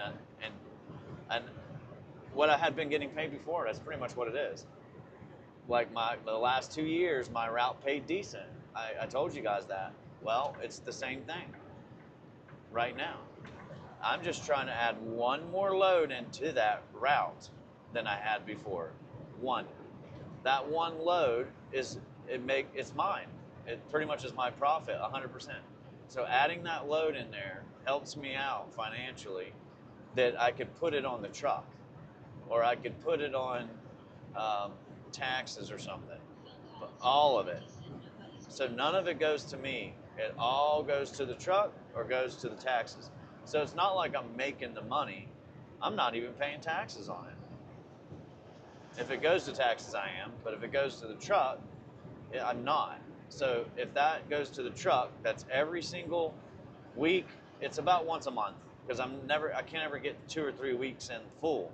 So once a month or twice a month, that will go to the truck. Adding that to the truck will knock my payment down over the course of a year. It will knock it down by about 40%, meaning that I'll pay it off 40% faster. Maybe even 50 if I'm lucky, if I can get more than 2 weeks. So all of that's what my goal is. So I'm not trying to be greedy. I'm just trying to make sure I pay my truck off. That's it. That's the goal, and fast as possible, without at home or something. So, because when I go home and I take off, I kind of expect that I should be able to do what I need to do, and maybe I can't go out and go out to eat or go travel for 2 or 3 hours somewhere or whatever, but that's not a problem. I'm happy where I'm at. I can drive 20 or 30 minutes and go to the beach or something, or I could drive an hour and go somewhere else or whatever. So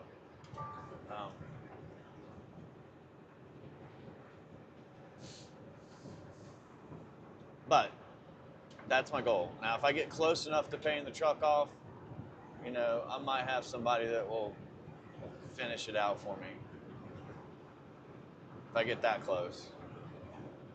But once I get that close, I'll have it anyway. So. But the two things I got to do are pretty big, and it takes a big hunk of cash to save up to do it. So, like, remember, I told you the truck, and I'm sure the camper don't cost us, but I told you the truck itself when I bought it, like, I got it brand new for 180 grand. That's the first one was 134, and it was nice. To me, it was nicer than this. It was. It had doors on the closets in here. It had doors all over the place. It had curtains on the front. However, this one cost 180, and when I bought it out, I owe 90. Pretty much, that's what I owed. Half of it was paid for, and I owed half. So restructure the loan, and there you go. I've got it. And so I have a 24-month window to pay that off. And you can just do the math. There's interest on it too. But just do the math and the interest, and there you go. There's the payment for a monthly payment.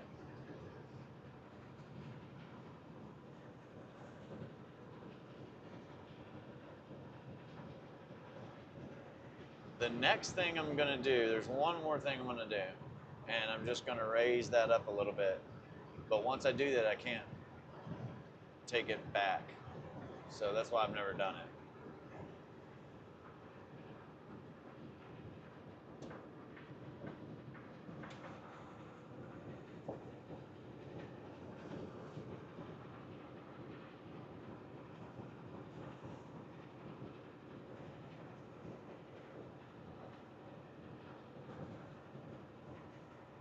Like the front tires, I'm just going to put them on a credit card. And then I'll pay the credit card off over the next couple of weeks.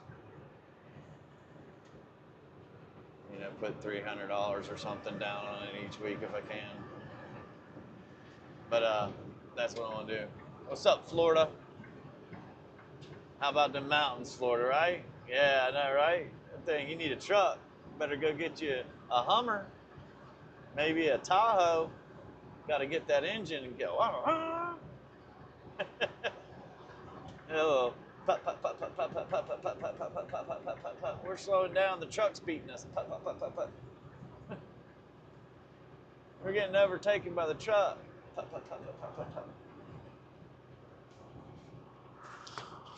That's right, Flip. I was taking you down.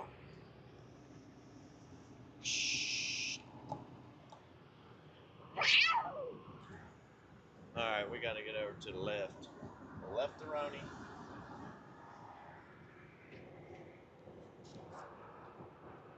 I'm dreaming of a left lane, the one that I can sustain in the left lane. Yeah, we did it. So there is a Love's that I can stop at and just check. Maybe they can put some tires on for me real quick. It is worth a try.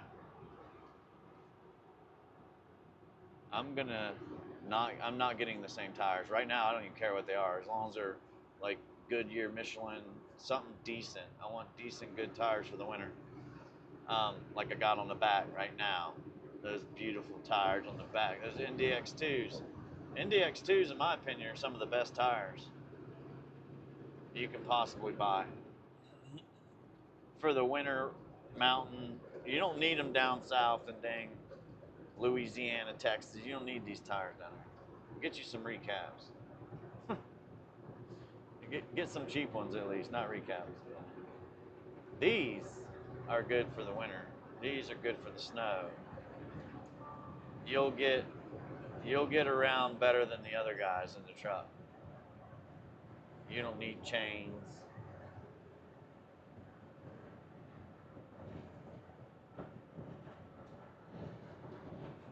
So legitimately what I'm trying to get at is I want to make an extra payment per month, which is very, very difficult for me. even making decent money in the truck, it's a very difficult process. So more like a half a payment maybe is more realistic, but running that last load is key to being able to even do the half. So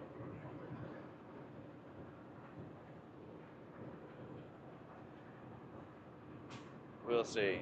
So I'm thinking just saying once in a while, because so far I haven't got it. I got it one time, but I was on a half week that week anyway. It worked out good. That was good. That was great. But we'll just say that you can get that maybe 12 weeks out of the year. So within the next year, by this time next year, I will have made 30%. That's what that would be. It'd be 30% of the initial amount that I owed. Like, you know, if I owed 95 or something like that, whatever it is, like 100, it'd be close to 30%. And that's if I can get that load on the weekend on top of what I'm doing once a month. So twice a month is even a whole lot better. But once a month, then that payment will get knocked down by, I don't know, 10 months. Is it 10 months? Not quite, like 8 months. So yeah, like 8 months, I think, if I'm doing the math right. So that's a lot to look at. So if I get a year, now you can understand why I'm wanting to do that, because I will be so close to having the truck. I'll be within 4 months, 4 to 5 months of paying the truck off, maybe 3.5, 4, if I can do what I just said. Between now and running that 6 months will give me a decent lick, but a whole year, we're there. And that's what I'm looking to try to do.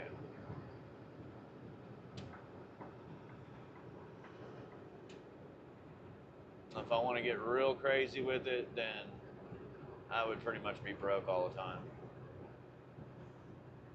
And I don't want to take that big of a risk.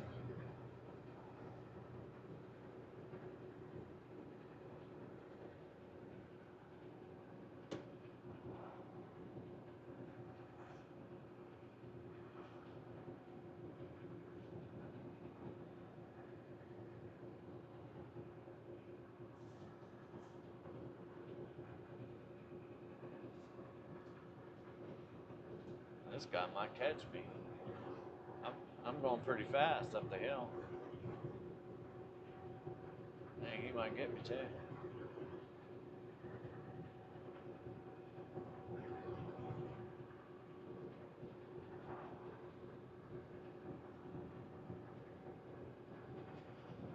Come on, girl, you can do it.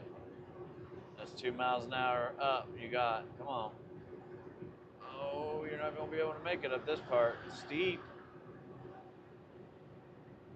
About to downshift you. Uh-oh. We're dropping speed now. 64, 63, downshift. 62, 61, 61.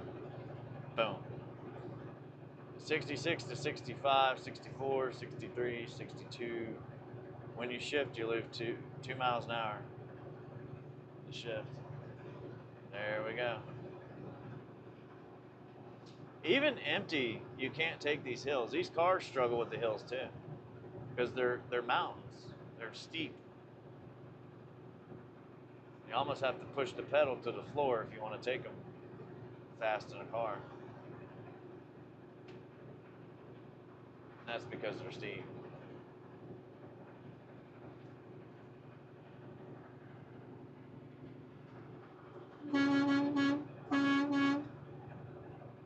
There you go, bro. Everybody's looking out at the scenic view. Now you got a view of my truck.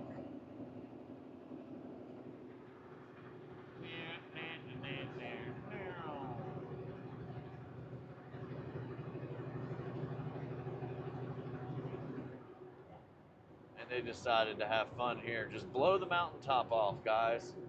We'll use the remnants of it for the road that goes up to it and down from it.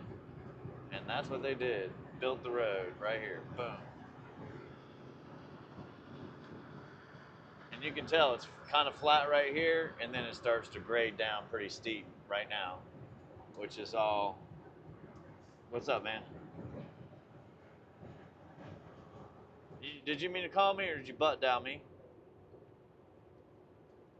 Oh, okay. You've been butt dialing me, man. Yeah, you have. One time I heard you driving around in your car. I'm like, oh yeah, what's this guy doing? Oh man, that truck is pulling to the right bad. His trailer, its whole entire frame's cockeyed. Dang, dude. He's moving to the right hard. I don't know if you guys saw that, but yeah, man. No, it is. Nobody can ever see that when I do the long format. Nobody ever comes in. They just they don't get the notification or whatever. But it's because you don't have them turned on. Yeah, to check. But yeah, man, nobody gets the notification, I guess, or whatever. When I go long format, it's obvious because I only got like 4 people, sometimes 3, 10. I've never been able to build the long format up. You have to run it every single day. You got to get the computer system algorithm used to it. And I'll run it every day that it's sunny out because it's better to run. It's a better picture. You get to see a whole lot more. You can see the fender mirror. You can look in there. You can zoom in. You can see that I'm passing somebody. But the one thing it don't have is split screen where you can see the mirrors, and that's what we really need.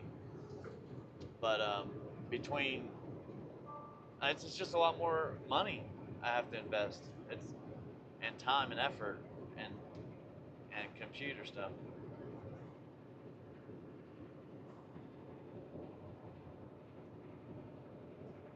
That's what we were doing. But yeah, but like hit it when I'm dealing with something like this little son of a gun, and then you'll show it. So every time I'm talking about something, you can flip it.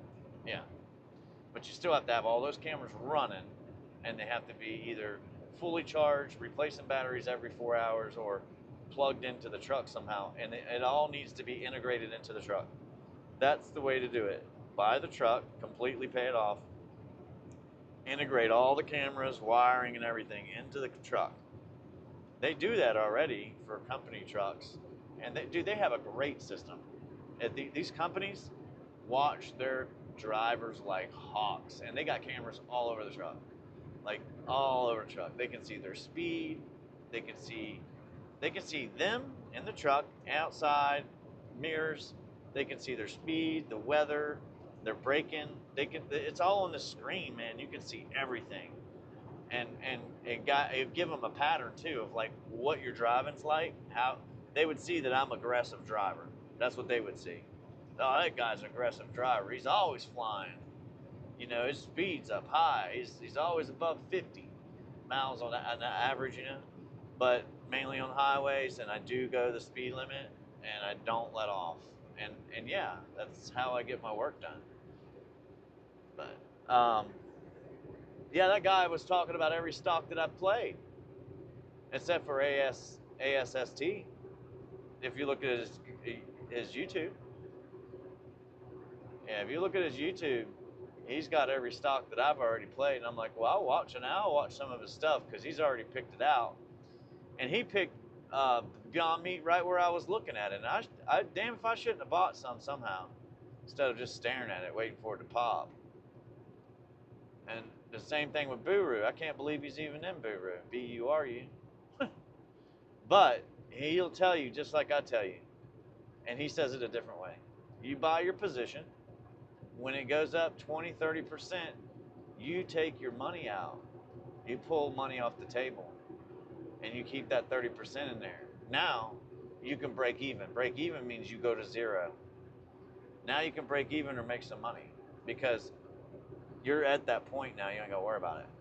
So if it goes the wrong way, if it's say the one we just held and I didn't sell it Friday, BURU, well, I'm up like 30% on it. I should sell it and take that profit. However, let's say I don't, right? And it goes back down. It's going to go back down to like 35 cents, 34 cents, 33 maybe, most likely. But the day that it hit that 29, he was looking at it too. And that's when I said you got 50-50 on it. I'd buy it. I did. So I bought it the next day at 31 as well. When it fell, it went straight up to 40, back down to 31, just as quick, went back up to 40 again. Those are big moves, and then if you can capitalize on that, you build that position I'm talking about. So when you have that BURU go to 95 cents, you doubled all your profits and their profits. So, hey man, I got something for you. Remember how we played Hormel? Phil was talking about it. Phil Collins, talking about Hormel. Well, I remember he's talking about Ford today, Ford Motors. But I remember when I bought Ford Motors for $5.95 or 99. I can't remember which it was, but I remember putting a hunk of money in that. It was like my first real big purchase back in 2020, and it's because it had a dividend, but it's also because I was trying to make $1 off of it. And it was low. It fell all the way down to that point. It was just a good point to buy. Well, if I would have held on to that stock and did nothing else from 2020 to 2022, I would have done 1,000 times better in my trading, because that stock went from there to 25 bucks. The market fell hard in 2022, all the way down, you know. That stock went up. That's the only one that went up, that out of the ones that I was playing. So when I look back on it, I was like, damn, dude, because I put a good bit in there, man. I mean, I put a real good, more than I just put in silver just now, like double. So I had a lot. That's what I'm trying to say. I had a lot of it, and I was like, yeah, I'll play this until it goes to $7 or $8. Well, I played it until it went to 6.30 and got my butt out of it like a weenie. But anyhow, you get what I'm saying. There's some profit to be made, and those are good places to make profits. Do you not? And think about this for a second. If Ford has not, I didn't know it didn't move because I don't watch it. But if Ford didn't move from $10 or $11 where it was in the last 6 months, really, if it hasn't moved from that, and it just recently moved to 12 and then now 13.80, you do know there's more to come. Like there's going to be a double on that number almost. There's another $10 on that stock. And the reason why is why? American made, car company, tariffs are off, you're building here, made here, it's coming back from Canada, Mexico, steel, and power, all the above. That stock is going to go back up. The 25 is where it's going. Between now and the time Trump leaves office, that stock will hit $25. Guarantee it. I guarantee it. Like after looking at it, I know it's going to. Oh yeah. In 2020, now look at 2022. It hit it. It hit 25.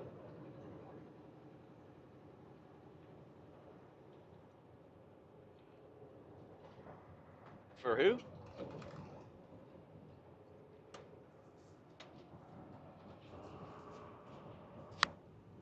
Oh, the Ford Explorer. Yeah, they make them almost all the cops' cars, all the cop cars. But wow. But long story short, doesn't matter about all the other stuff. The stock will slowly, it'll slowly move up from that being under $10, not going anywhere, hanging out for 3 years. It'll do the same thing. No, it's like 14. It's real close to 14. Yep.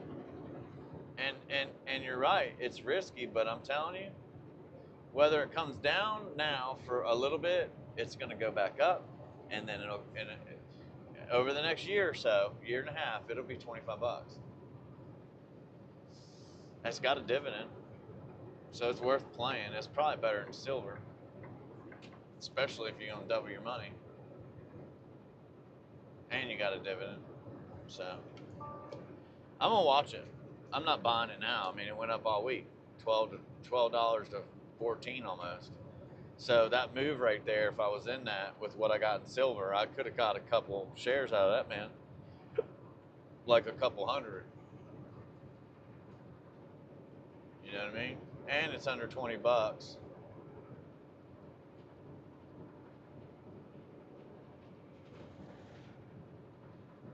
Well, it's staying there right now.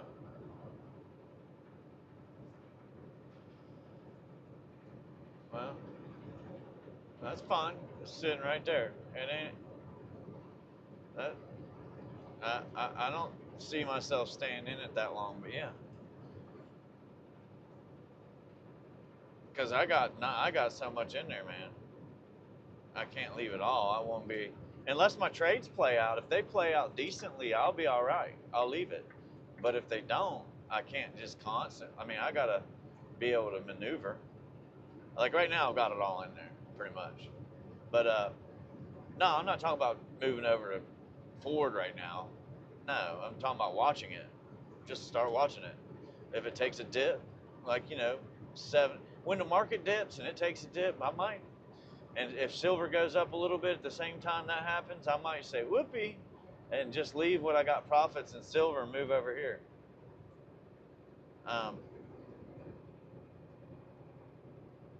Yeah, that's what I mean. Like, I'll move it back in, but that money I've got that specific amount, I've got to maneuver to the stock and then back or something, because I could have done it with open door. It's open doors. It's not even in my trading. It's just all in the IRA. So it has to be a maneuver back and forth. The other one I thought about doing, because I have cash that's sitting that I haven't used. It's been in there almost a whole month. I haven't used it at all. Haven't made one trade, nothing. But what I'm waiting for is the market to fall or correct, or silver like it did. But I can cover that now with what I got. So I did. I'm waiting for something a little bit better, you know, juicier. So the market got to fall. And it can't be something risky yet. Not yet.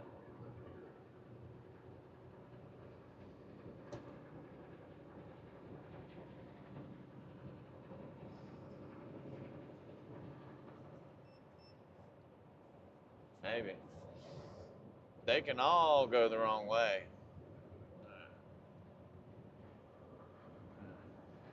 Yeah. They can all, you know, there is a risk there. They can all go the wrong way at some point. But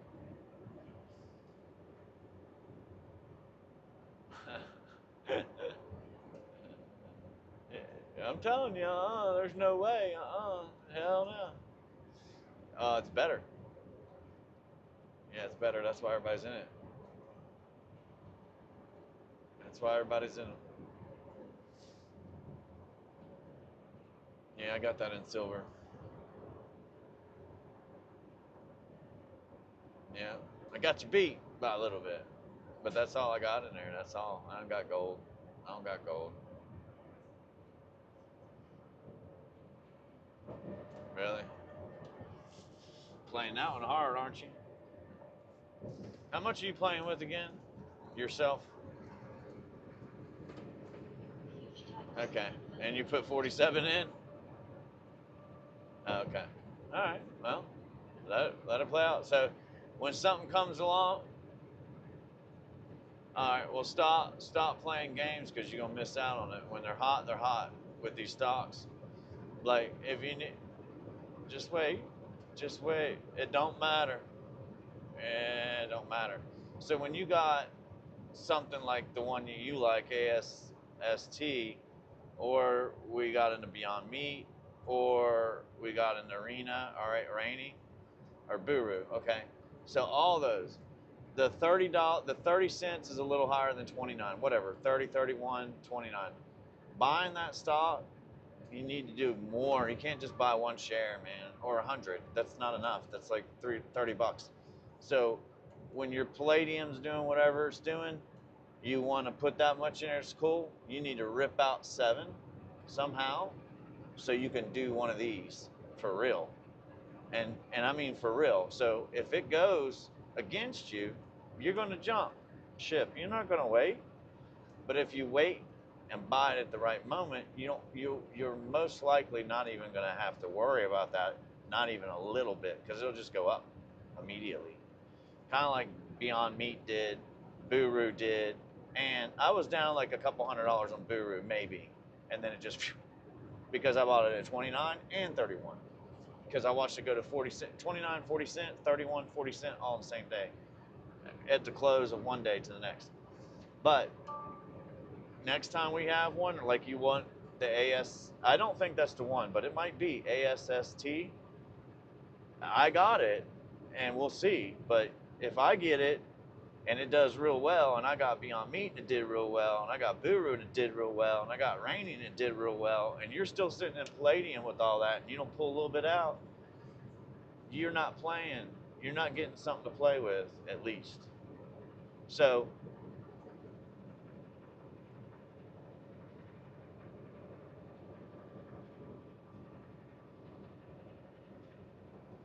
yeah, it went down. It went down. It'll go to 42, come down to 40. It really has to break that line. I told you, it has to go to 45. That's a big deal. And it might not go up right away, but if it goes back down to that point and you didn't sell it, then you're going to learn a lesson, and you might miss the run. It doesn't matter if you miss a big run. It's about making money, really. It doesn't matter if you make big quick or big long. It just matters that you're making it. And people want fast cash. They want fast money, fast cars, whatever, fast life. But slow and steady will get you. Yeah.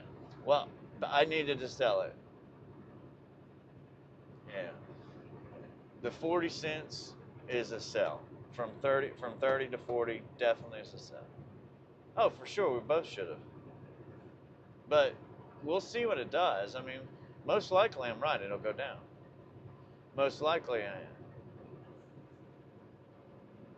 Well, I know, but it's still okay. You just keep the profits. Don't not keep the profits in that one. And then the same with all the other ones that are real cheap. Don't not keep the profits in. Even with Beyond Meat, I should have never sold those profits. I know I'm down.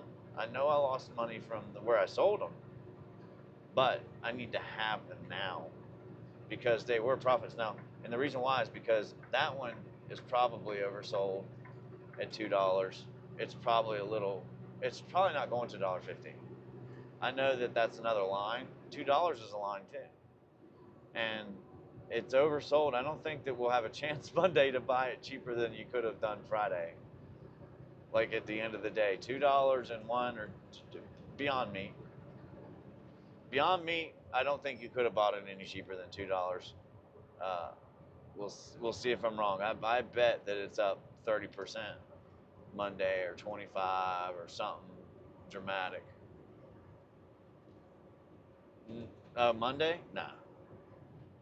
I think it does a reversal because if you can get into that think or swim and start seeing these candles, you'll understand, man. My dad sees it too sometimes. There's a green candle, but there's a green candle that goes up, and then instead of a charts like showing you the next step, the green candle goes up, and then it goes to a certain, we'll say 260, and at 260 it just stops, and it's 260, 260. Another green candle, 260, 260, getting ready to drop. That's what it's getting ready to do. And that's exactly what it does next. Goes down. So there's a top, and the bottom acts the same way too. And if you can see those candles when they're doing it, you will start to understand. Then there's all these other lines you can put in there to understand some more.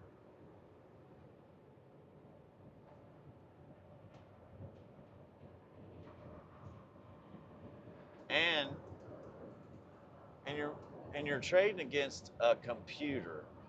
Okay, you're not trading against human beings. You're trading against a computer that knows if we pump a stock up and we dump a stock, we know the bag holders are out. Smoke them brakes, baby. Smoke them. Hit them, dog. Hit them. This guy is smoking the shit out of his brakes coming down the hill. He don't know how to drive. I'll tell you that right now. first and foremost. Brand new driver, or he don't know how to drive, he burnt the snap dog out of them brakes, dude. They stink. Damn, dude. Wake up, man. Not only are you smoking your brakes, your head's down in the damn clouds. Jeez. All right, man. Let me know how my sound sounds. All right. So, you got to get some of that palladium out of there, man. Not yet. I'm just saying. I'm not yet. But if you're gonna throw stocks out and not take all the risk while you sit back and watch, nah, that ain't happening. I take all the risk and lose. Because I didn't pick it, I'm a little worried about ASST. But it does have some good moves in the back.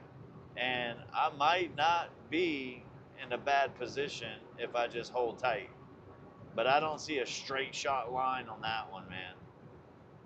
Like 150, 155, 250. I mean, it can move, but I don't know, man. 177 million shares on Friday, plus the after hour movement, which I don't know what it was, but it probably was massive.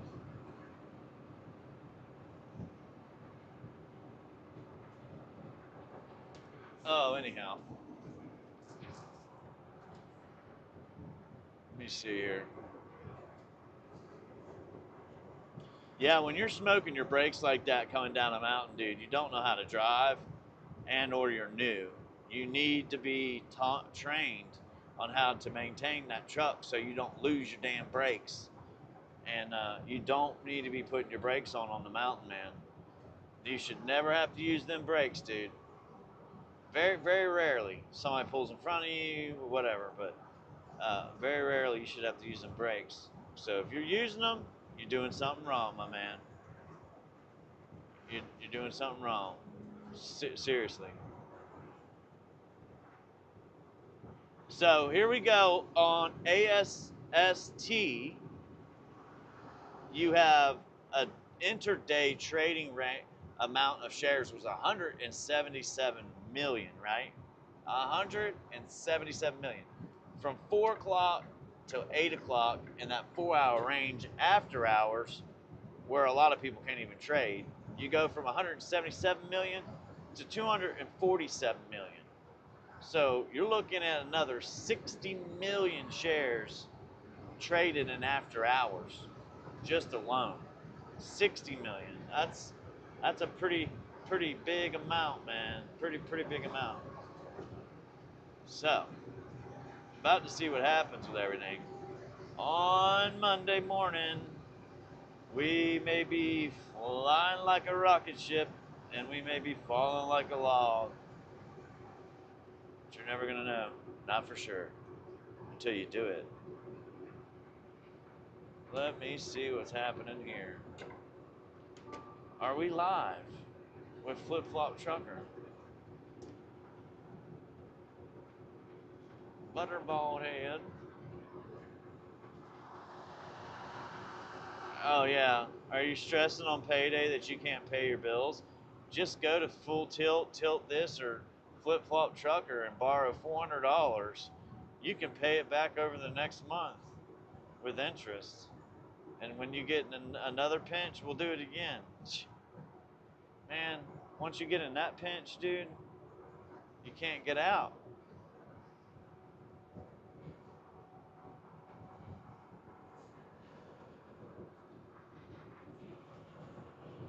Hey, Huge Tiger, what's your obsession with everybody's food, man? You're like a puppy dog sitting at the table saying, "Give me, give me, give me, give me, give me." Wag the tail and look. Like, I want some of that right there. Let me get some. Is that pizza? Is that chicken? It smells good. I want some.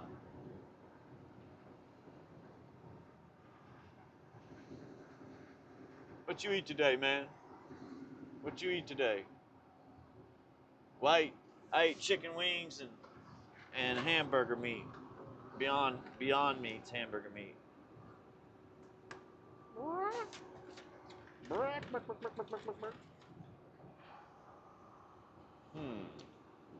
I know why I was tired last night. I didn't have any milk duds. They'll keep you awake right there, man. Hey guys, that guy's hauling EBT. There's all the EBT cars.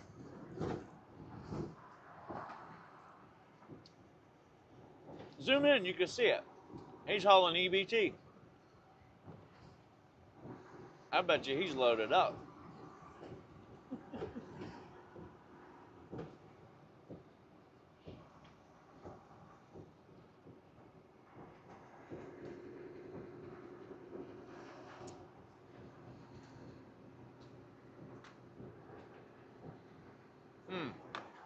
Probably making all the money right there.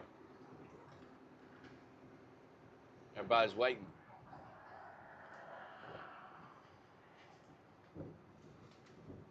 They're getting ready to flip the EBT cards to cryptocurrency.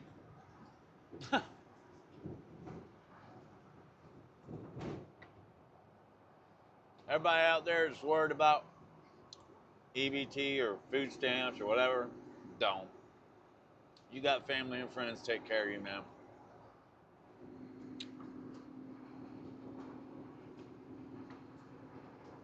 You might not get what you want, but you'll get what you need.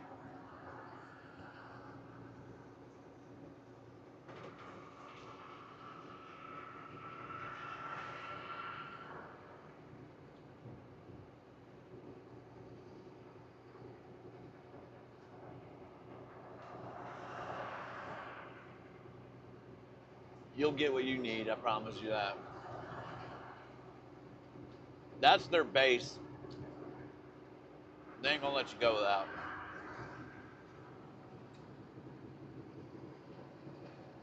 They already know that they can't handle that.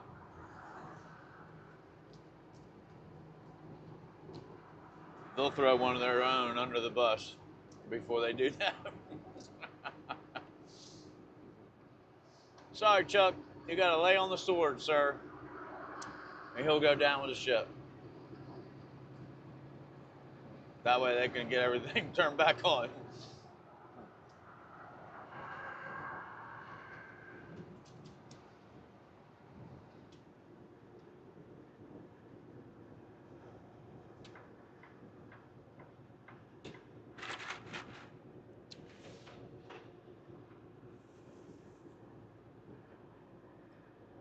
It's going down, down.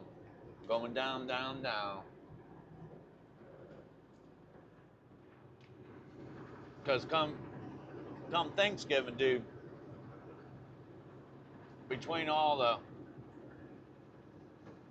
EBT and government shutdown and all that stuff, people not getting it, all the companies and the money involved, somebody's going to lay on the sword before it's over. They'll be waiting for them in their office. Sorry, man, you got to take one for the team. And he'll think, when's the last time I done that? Back when I was in college, I took one for the team. And I still got nightmares about that every night.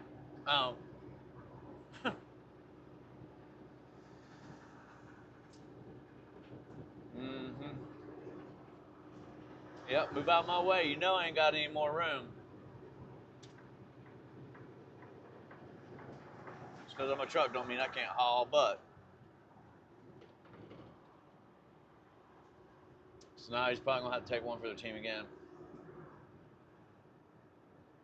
Come on, buddy, take one for the team, man. I need you to, man. Oh, man. See, now if I had a camera, I'd flip over to what I was talking about. The cars hurry up and get right beside me, knowing that I got to get over at the same time. So they're kind of playing chicken with me. And they got it out of my way, though, and they moved out of the way. But sometimes they can't, or they don't. And then all of a sudden, we're in the chicken mode. Right?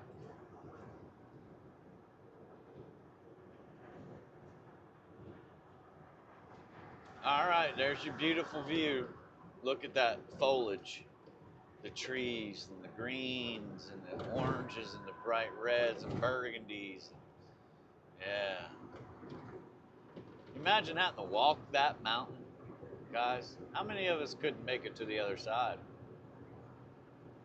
I think about that sometimes. How out of shape we are. Could we even travel like they did back in the day? Make a campsite fire, shoot a squirrel, drink out of a spring, and do it again? No, I didn't think so. All right, I guess we're done, man. We done lost the feed, man. Super feed. Doodaloo, doodaloo, doodaloo, doodaloo. Uh-oh, that was bad.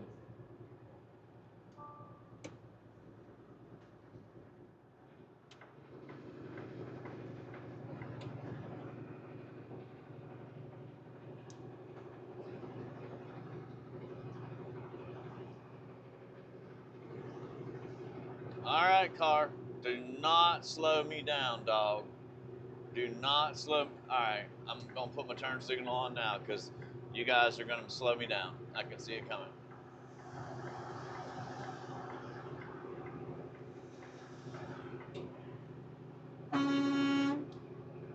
Go, go, go.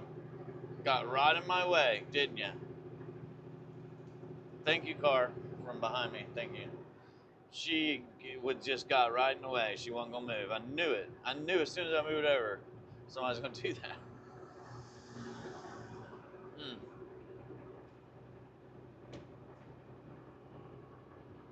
No guts, no glory, man.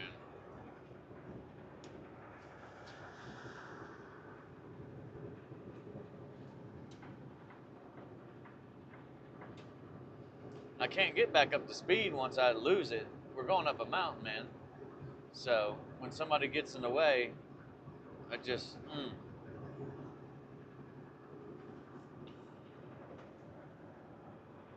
If I didn't do what I did, they would have been sitting right there until I had to slow way down.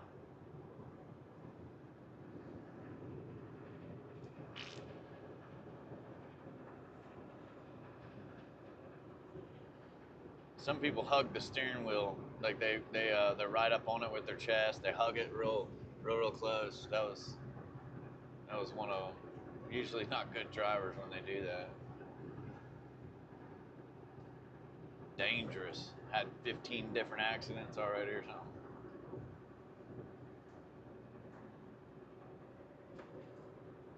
My man didn't have anywhere to put all his excavation stuff, so he dug a hole on the side of the mountain and stuck it all right there.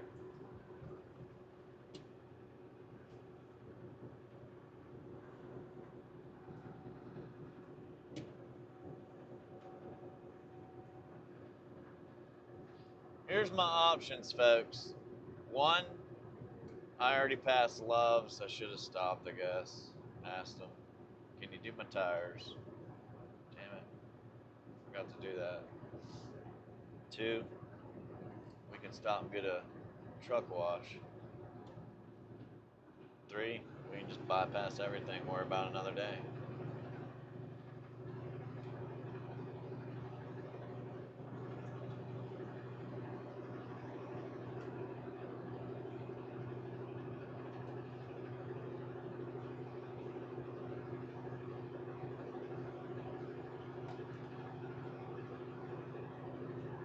Well, I appreciate you guys hanging out for a little bit.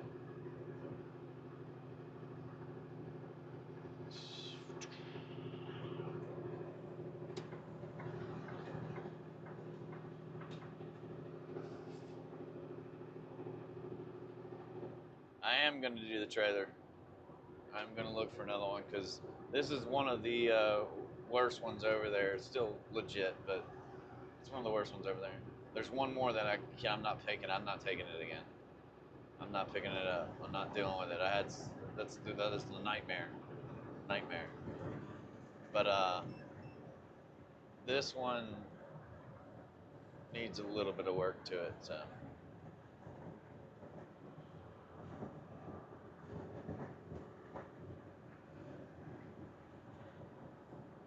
If I had time, I'd take it to them, just drop it off, but I don't.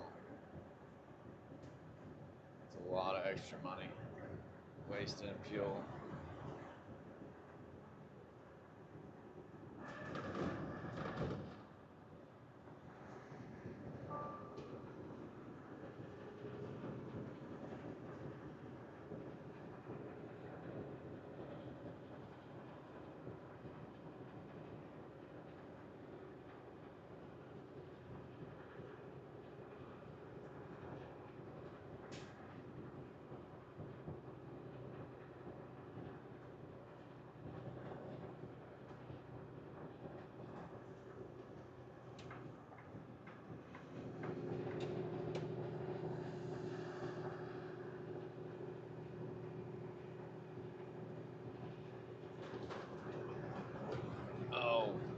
Oh.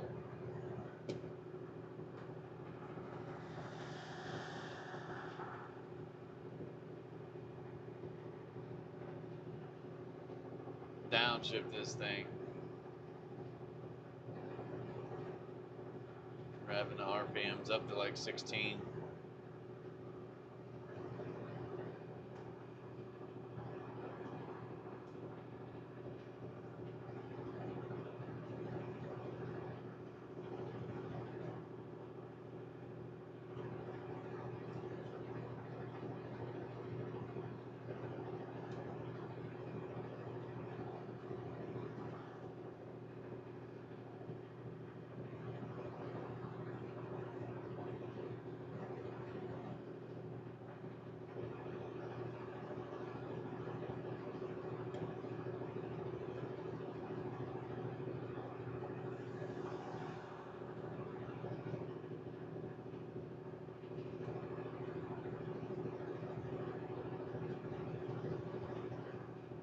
Going up that hill, man. Bam.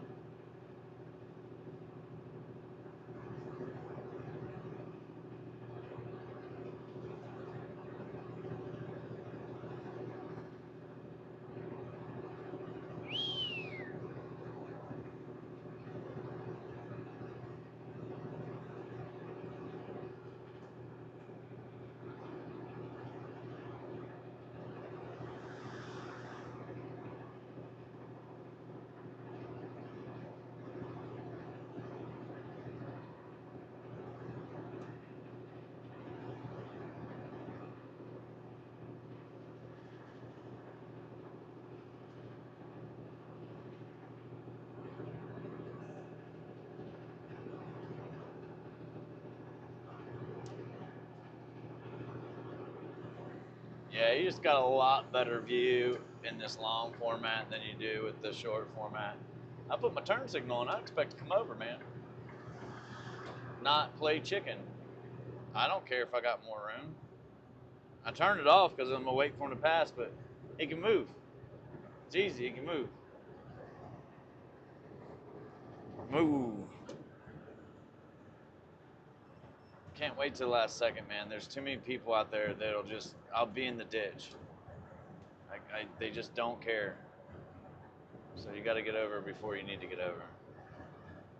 Oh, well, that's the top of the hill. Peace out. We're going to the bottom.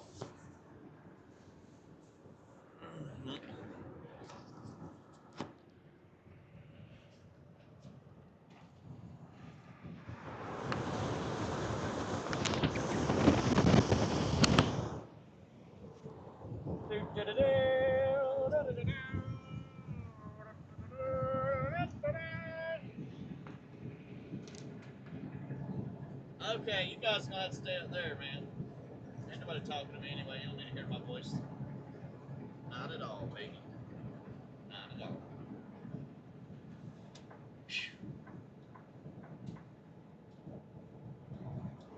Well, we got a week left, guys. Ladies and gentlemen, we're going to be here for another week. Saturday, Sunday, Monday, Tuesday, Wednesday, Thursday, Friday, Saturday. Boom. Sunday. Boom. Gone.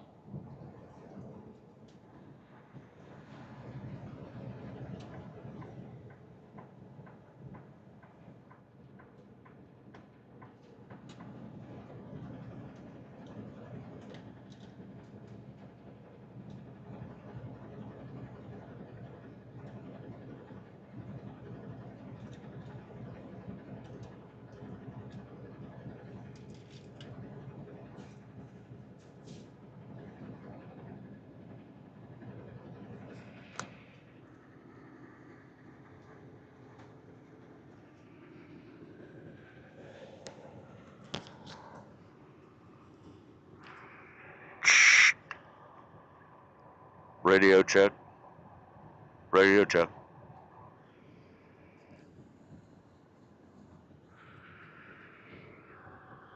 Westbound, westbound. Scout House open. DOT's doing proficiency tests on language. Might want to get off the highway if you can't speak English. Parker, exit 27. There's a good little spot right there. That's where DOT's hanging out too. You're screwed, dog. They're gonna get you.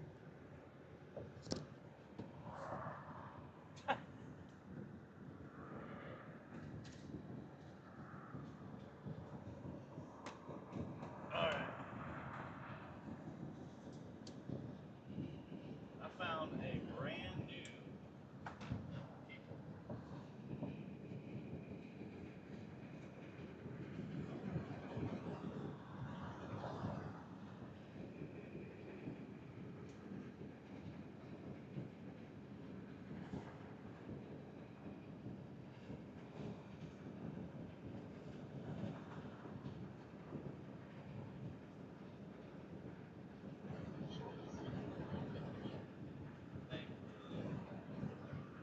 I appreciate it. I put you way back here. Yeah, it's close enough though.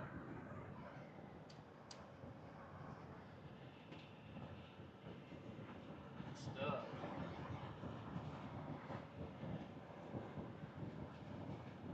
Where's it at? There we go. There it is.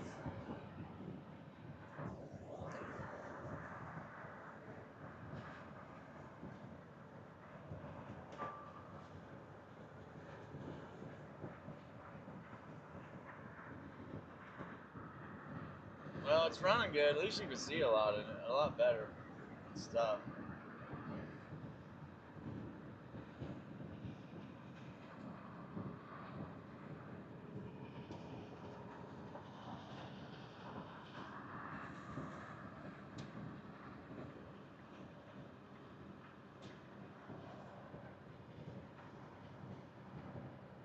Looking good. Now we are in the middle of nowhere. Sorry, buddy. I can buy you that before you even get close to it.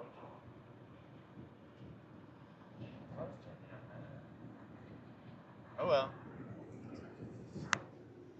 Eyes up, Buttercup. Eyes up, Buttercup. He's over there looking down in his lap, looking at his telephone with his old school headphones on. Because some people don't. They want the wire. They don't want the Bluetooth.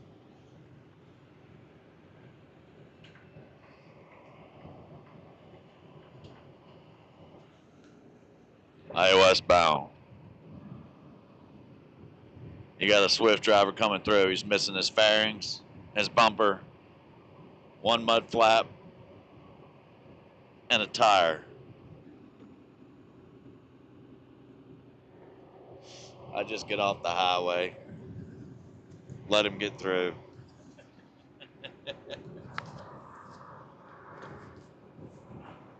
Elevation 2,780 feet in the air, folks. We're officially 2,780 feet up in the mountains.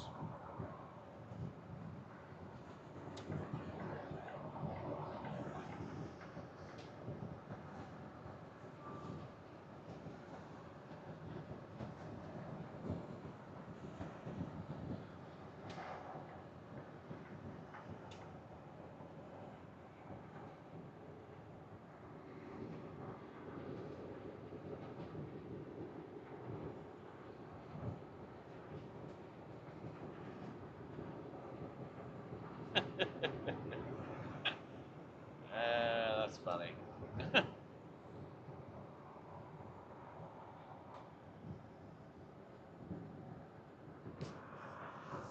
Yeah, I was doing good this week till I got into the truck stop. I got stuck behind one of these drivers, couldn't back up. 6 hours later and 100 trucks yelling and screaming. That didn't help the situation either. One of us finally had to get in his truck and just back it in for him.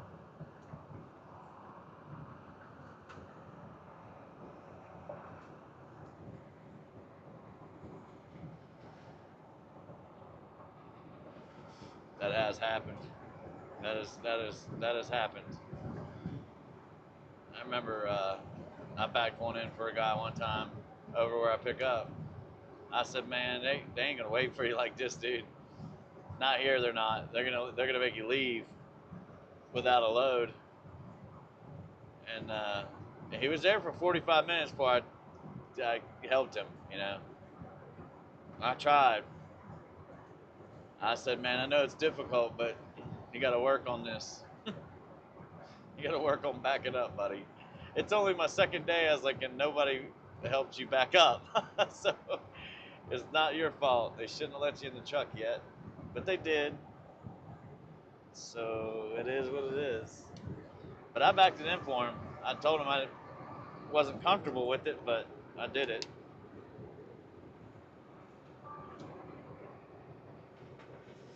Some places won't wait on you like that. That's one of them. They're gonna make you leave. They're gonna make you leave.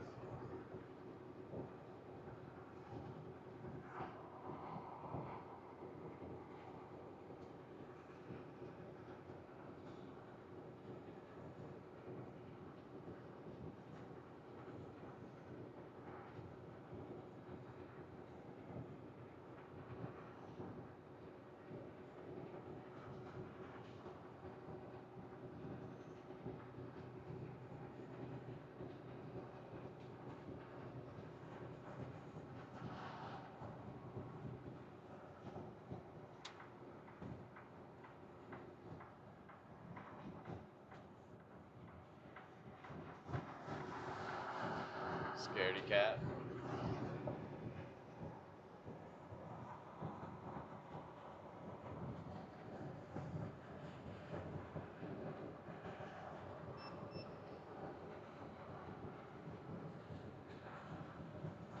He even got a 48-foot trailer. Huh.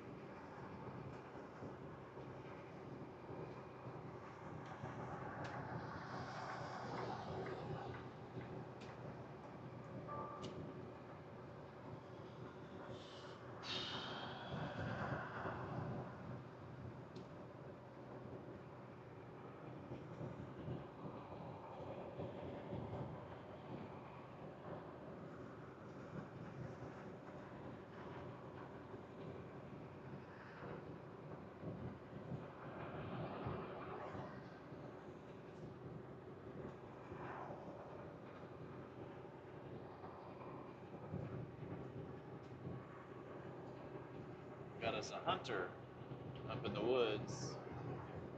I hear you, brother. Get you something so they're not running out in front of my truck.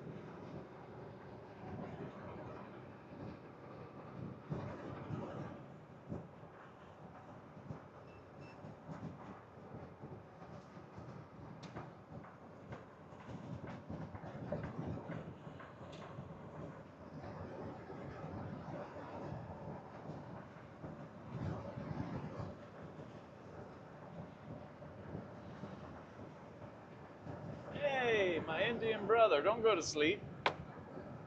Come on, man. Thank you very much. Come again. Let's go.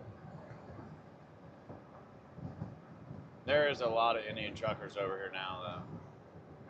It's like a normal thing, man. So many of them came over. They got attitudes, too, though.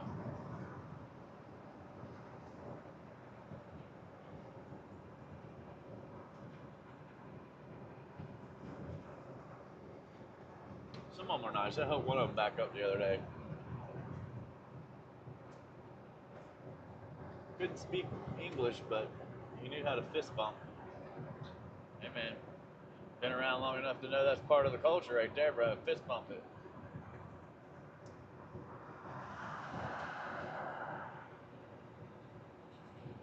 Thank you very much. You'll come again.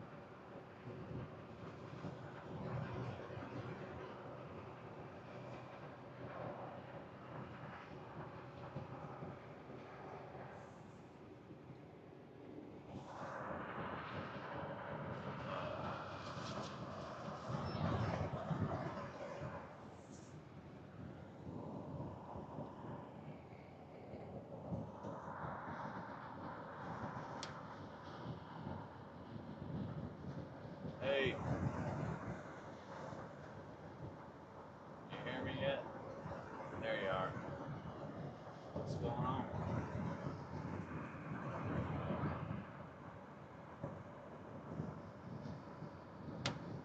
Yeah. Just think about it.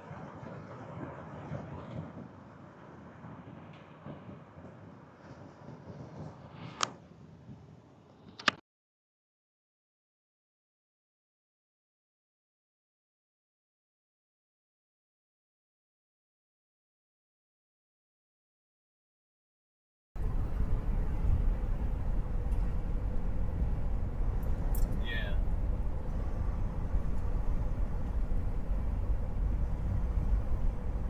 Like when I see Beyond Meat last time at 50 cent, the reason why I was interested in it at all is because of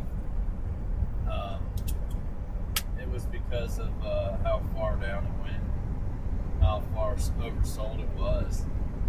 Like when we first started watching that stock, it was a $170 stock, and then I know that was hyped over whatever, but after a while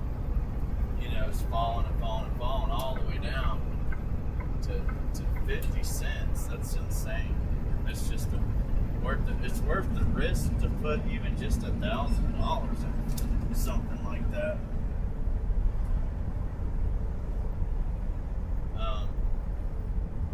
But as far as that one, he also goes off how long they've been down.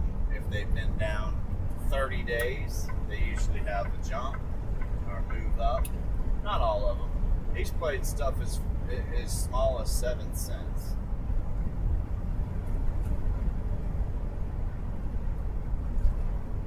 Yeah.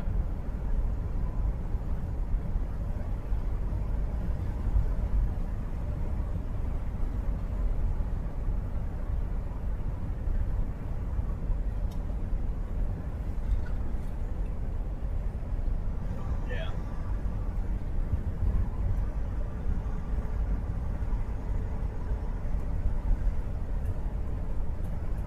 Yeah.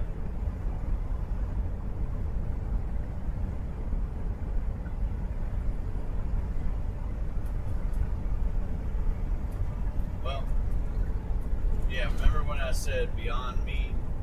Like, I was watching it Thursday, I saw it Thursday. And then I thought about it. And then Friday, I was like, damn, I should have got some of that since, jumped up. But even at 60 cents, 61, it jumped up Monday. But Monday, I was telling you, I looked at the short positions on it and everything. It was 54% of the float. Well, now the short position on that stock, and it had a squeeze. That's what that was. It squeezed, and then when it ran up that next day, the morning time, to $5, $6, $7, $8, you have to know that is not where you buy a stock. That is where you sell a stock and you get out. You got to know that, because the next thing it's going to do is come down. Whether it takes a day, 2, or 3, it's going to come down, or even a week. Like Open Door took weeks to go back down. It was slow, went up and down, but that one went down, and then, like, right now it's oversold. But if you look at it, it also has like dark short shares, whatever they call it, dark shares. It's way oversold, and it's way over. Like, I don't know. Like, you got a gap, you fill a gap on the stock, right? When it falls down, there's a gap that it fills sometimes, and it doesn't have to fill it, but it can. Well, there was this, it filled it once on Beyond Meat. It went to 280, we'll just say 280, and it jumped back up to 360, 380, and then it came back down, and then I bought some, and bought more, and then I had just a couple shares, but I bought 1,000, and then it went down from there. It went up and then down after that, and it went to 280, and when it broke 280, I sold everything, because the next step, or next leg down, is way below that. It's $1.50 or $2, and right now it's $2. And if it fills the gap, it's going to go from $2 to $2.80, $2.90. It's going to raise 30% or more, really more. But there's a gap that it'll fill. Oversold means that you have these big, long, heavy sell-offs, and that's what it's done since it was at $8. Just a heavy sell-off. And then today, or Friday, it did it too. It sold off pretty heavy. So now that it's back at $2, it most likely is going to go up. I'm not saying it's going to shoot up to $8 or $9 again. It's going to go up, though. It'll go back up at 3 or 4, 3.50 or something like that. It should, and it probably will, because they've got more going on with it than just a meme stock. But now it is definitely a meme stock, and the shorts are definitely in control. They've got more shorts, and that I think it's 100%, 100 and some. They've got more. Even though it says 50, the amount of shares they have shorted is more than the float. And the outstanding shares they have is more than the short. But, something's right is bothering me. But that one should move. I think it will. It's definitely worth the risk to buy it, either at $2. I don't know if you can be able to get it Monday. I think it'll go up Monday. I really do. But if it doesn't, that's even better. You go to $1.50.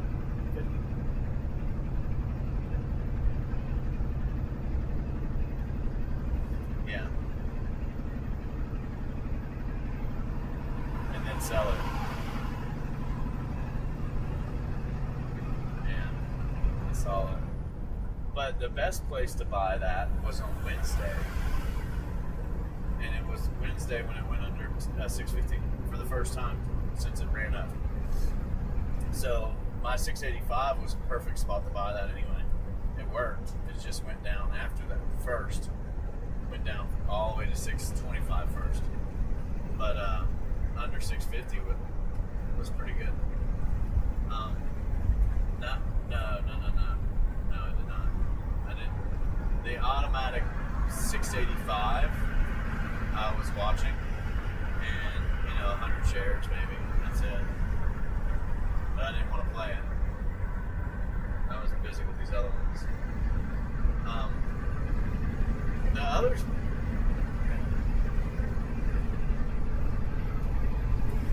Yeah, because everything went up. Yeah.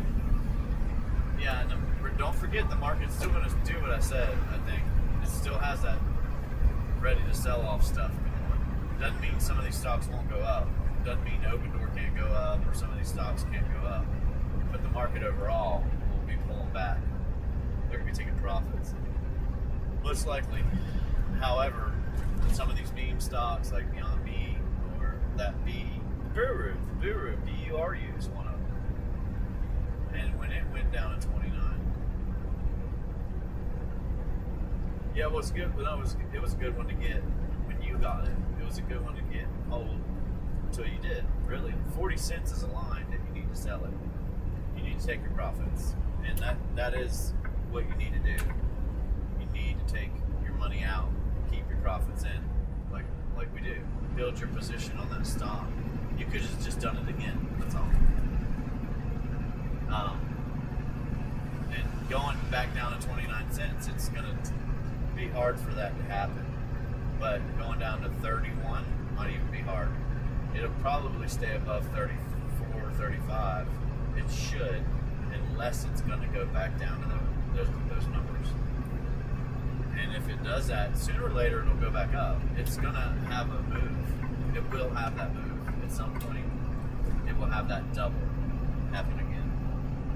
But you're looking for 30%. It's literally what you're looking for. 25, 30%. Get in, get your shares for free, and get out. Like on Friday, I could have got out of that stock, and I was up a good bit. I was up a good bit, and I should have. I should have got out of it. That's what I need to do. That's how I'm playing these, and that's what I have to do. I can't worry about the massive move that might happen on Monday or Tuesday. I have to worry about protecting my profit.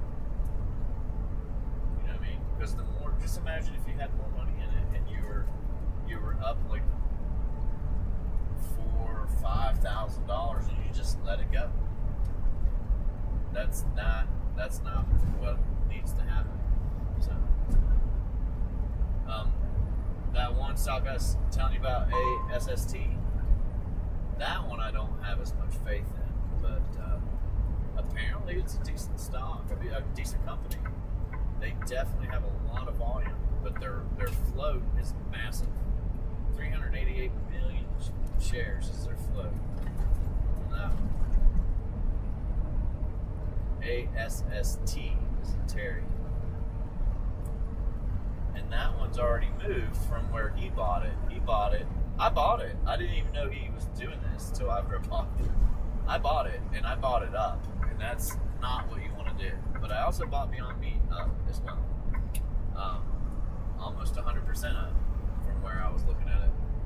But, and it worked out for that one. It's not going to always work out, but the penny stocks have been hot. Yep. Beyond Meat was one of them. And BURU. Fady Morocco said, "What's up, flip-flop trucker? I was watching your videos for a long time since you started it, and I subscribed it. I appreciate that. Welcome But to Fady the Morocco. ASST that we're talking about, he bought it at 85, so he already got us 30% out of that stock if he wants it. So he would probably pull his profit off, or his money off, or some of it off. But apparently he made 40 grand off of Beyond Meat, which wasn't that difficult, honestly. He just put a decent little amount in there. Like if you put in 10 grand at 50 cents and it went to $1, you made 10 grand. If it went to $1.50, you made 20 grand. If it went to $2, you made 30. And if it went to $2.50, you made 40. So he sold that day that it went to $2.50, but I sold it that end of that day when it went to $2.41. I sold my profits. But I probably should have held the profits even as of now, because it will have another run, and this one will probably be bigger, longer, take more time. It's not going to happen like the last one. Just like Open Door did it, shot up, shot down. Find out where that bottom is and buy it, and be ready to take your profits and hold longer. You know what I mean? Like hopefully you get profits out of it right away, and you can just sell it and be done with it, but hold those profits. So having a couple thousand shares of like Beyond Meat now is be really good. Like 3,000 or 4,000 shares, and I was at that point. It wasn't that many, but I was at that point where it wasn't decent enough amount to hold. RANI, I'm glad I sold that. I'm glad I got my profits out of there.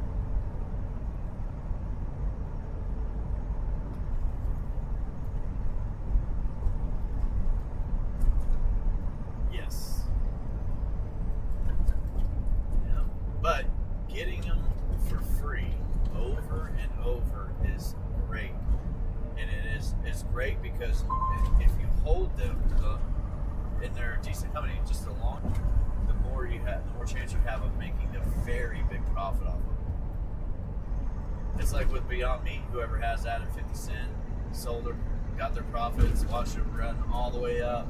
Maybe they were way, way up, and then now they're way down on the profits. But if they keep holding them, it's going to do something sooner or later, like Beyond Open Door did, And I think Beyond Meat will be 10, 12, 15 bucks. It's going to be a better stock to play than it is for Open Door, because they've already proven that they can, they've already proven themselves kind of, and they just got a contract with Walmart to sell Beyond Meat products in their store. So now they're going to be all through the place, all over the place.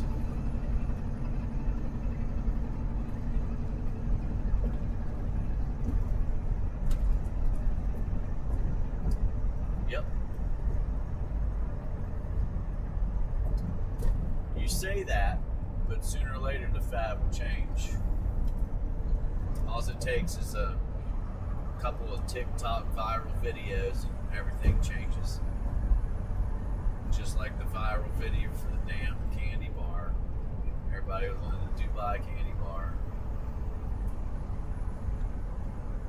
Oh yeah, that's what I mean. So having those shares sooner or later, I'm not telling you never to sell them. If you're way up on them, you need to get out. It's like Rainy. If you had 5,000 shares of Rainy profit, and it went to $4, and you didn't sell it at 4, and you didn't sell it at 3, and you didn't sell it at 2, you're shooting yourself in the foot right now. You're hating life, because now you got to sell it for $1.80. And that one's ready to go too. That's another one. That one's ready to probably bounce back up. I'm not saying I'm playing it or going to. I'm not. I don't even have a share of it anymore. That was just a good profit. I like that one. That was nice. And I bought that up. I bought that the day that it went from 50 cents to $1.50 back to $1.25, and then up to $2.30, down and back up to $2.40, and down back up to $2.53. Over and over and over. It was just a good trade. That's it. How many?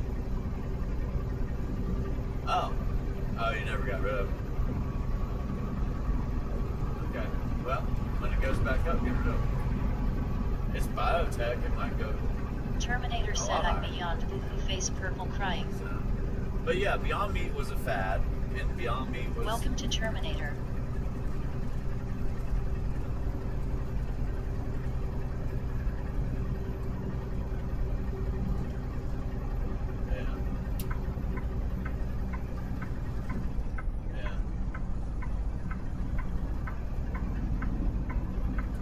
Some people can't eat meat, some people don't want to, so it will be.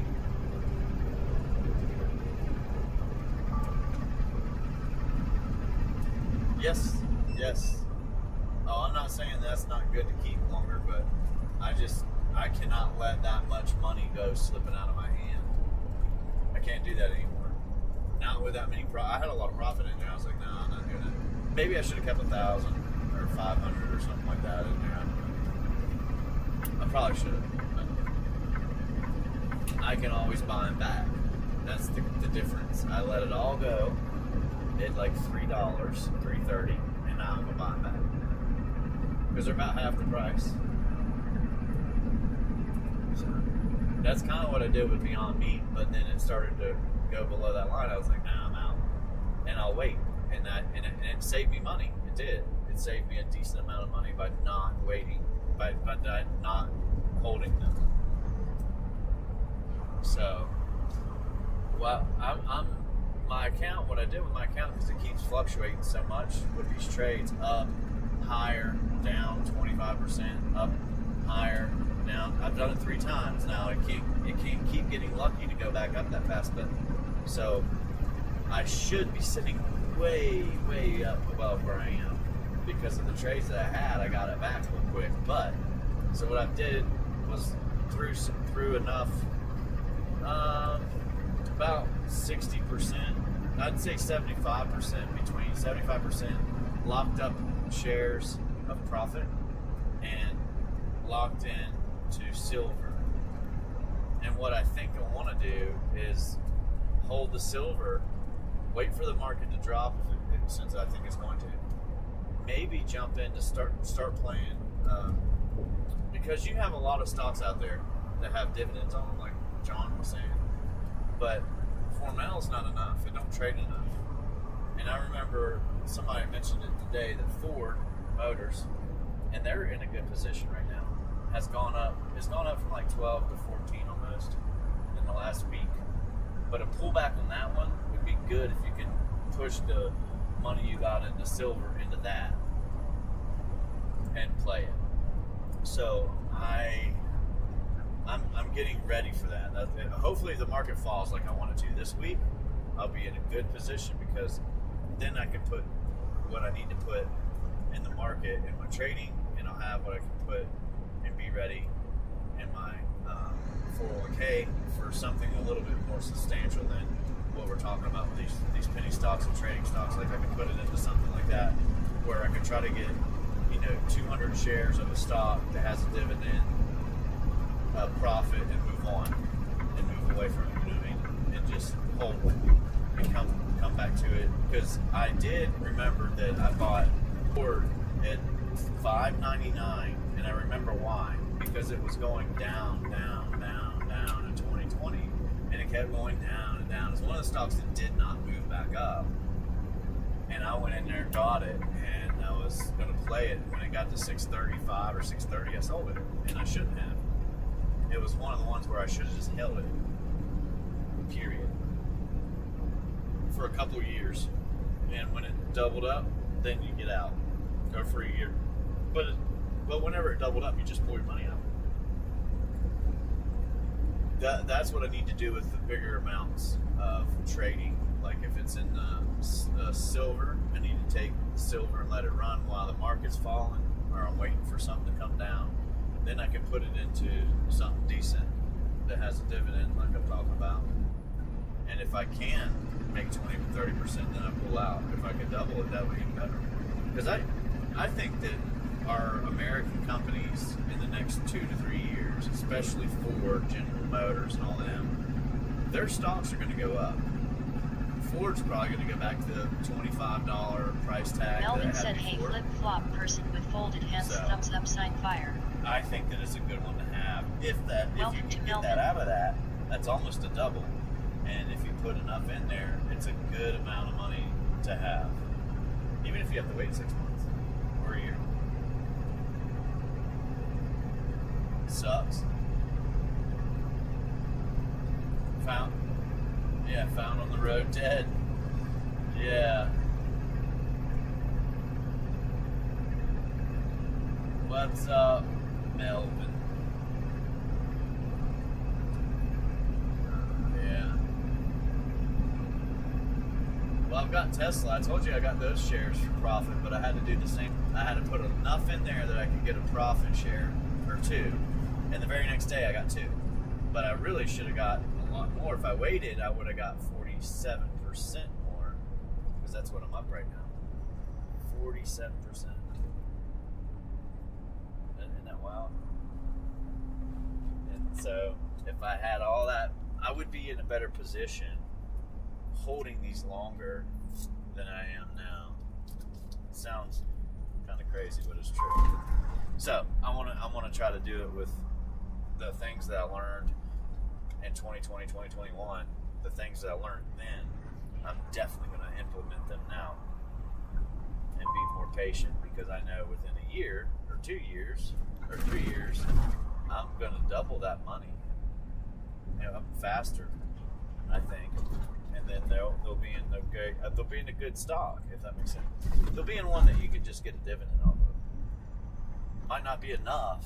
Like, I'm not gonna have a lot, a ton of cash in it. We still in there. So, yeah. Everybody is parked over here.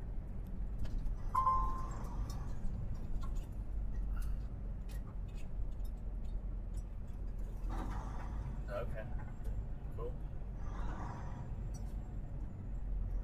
Nice.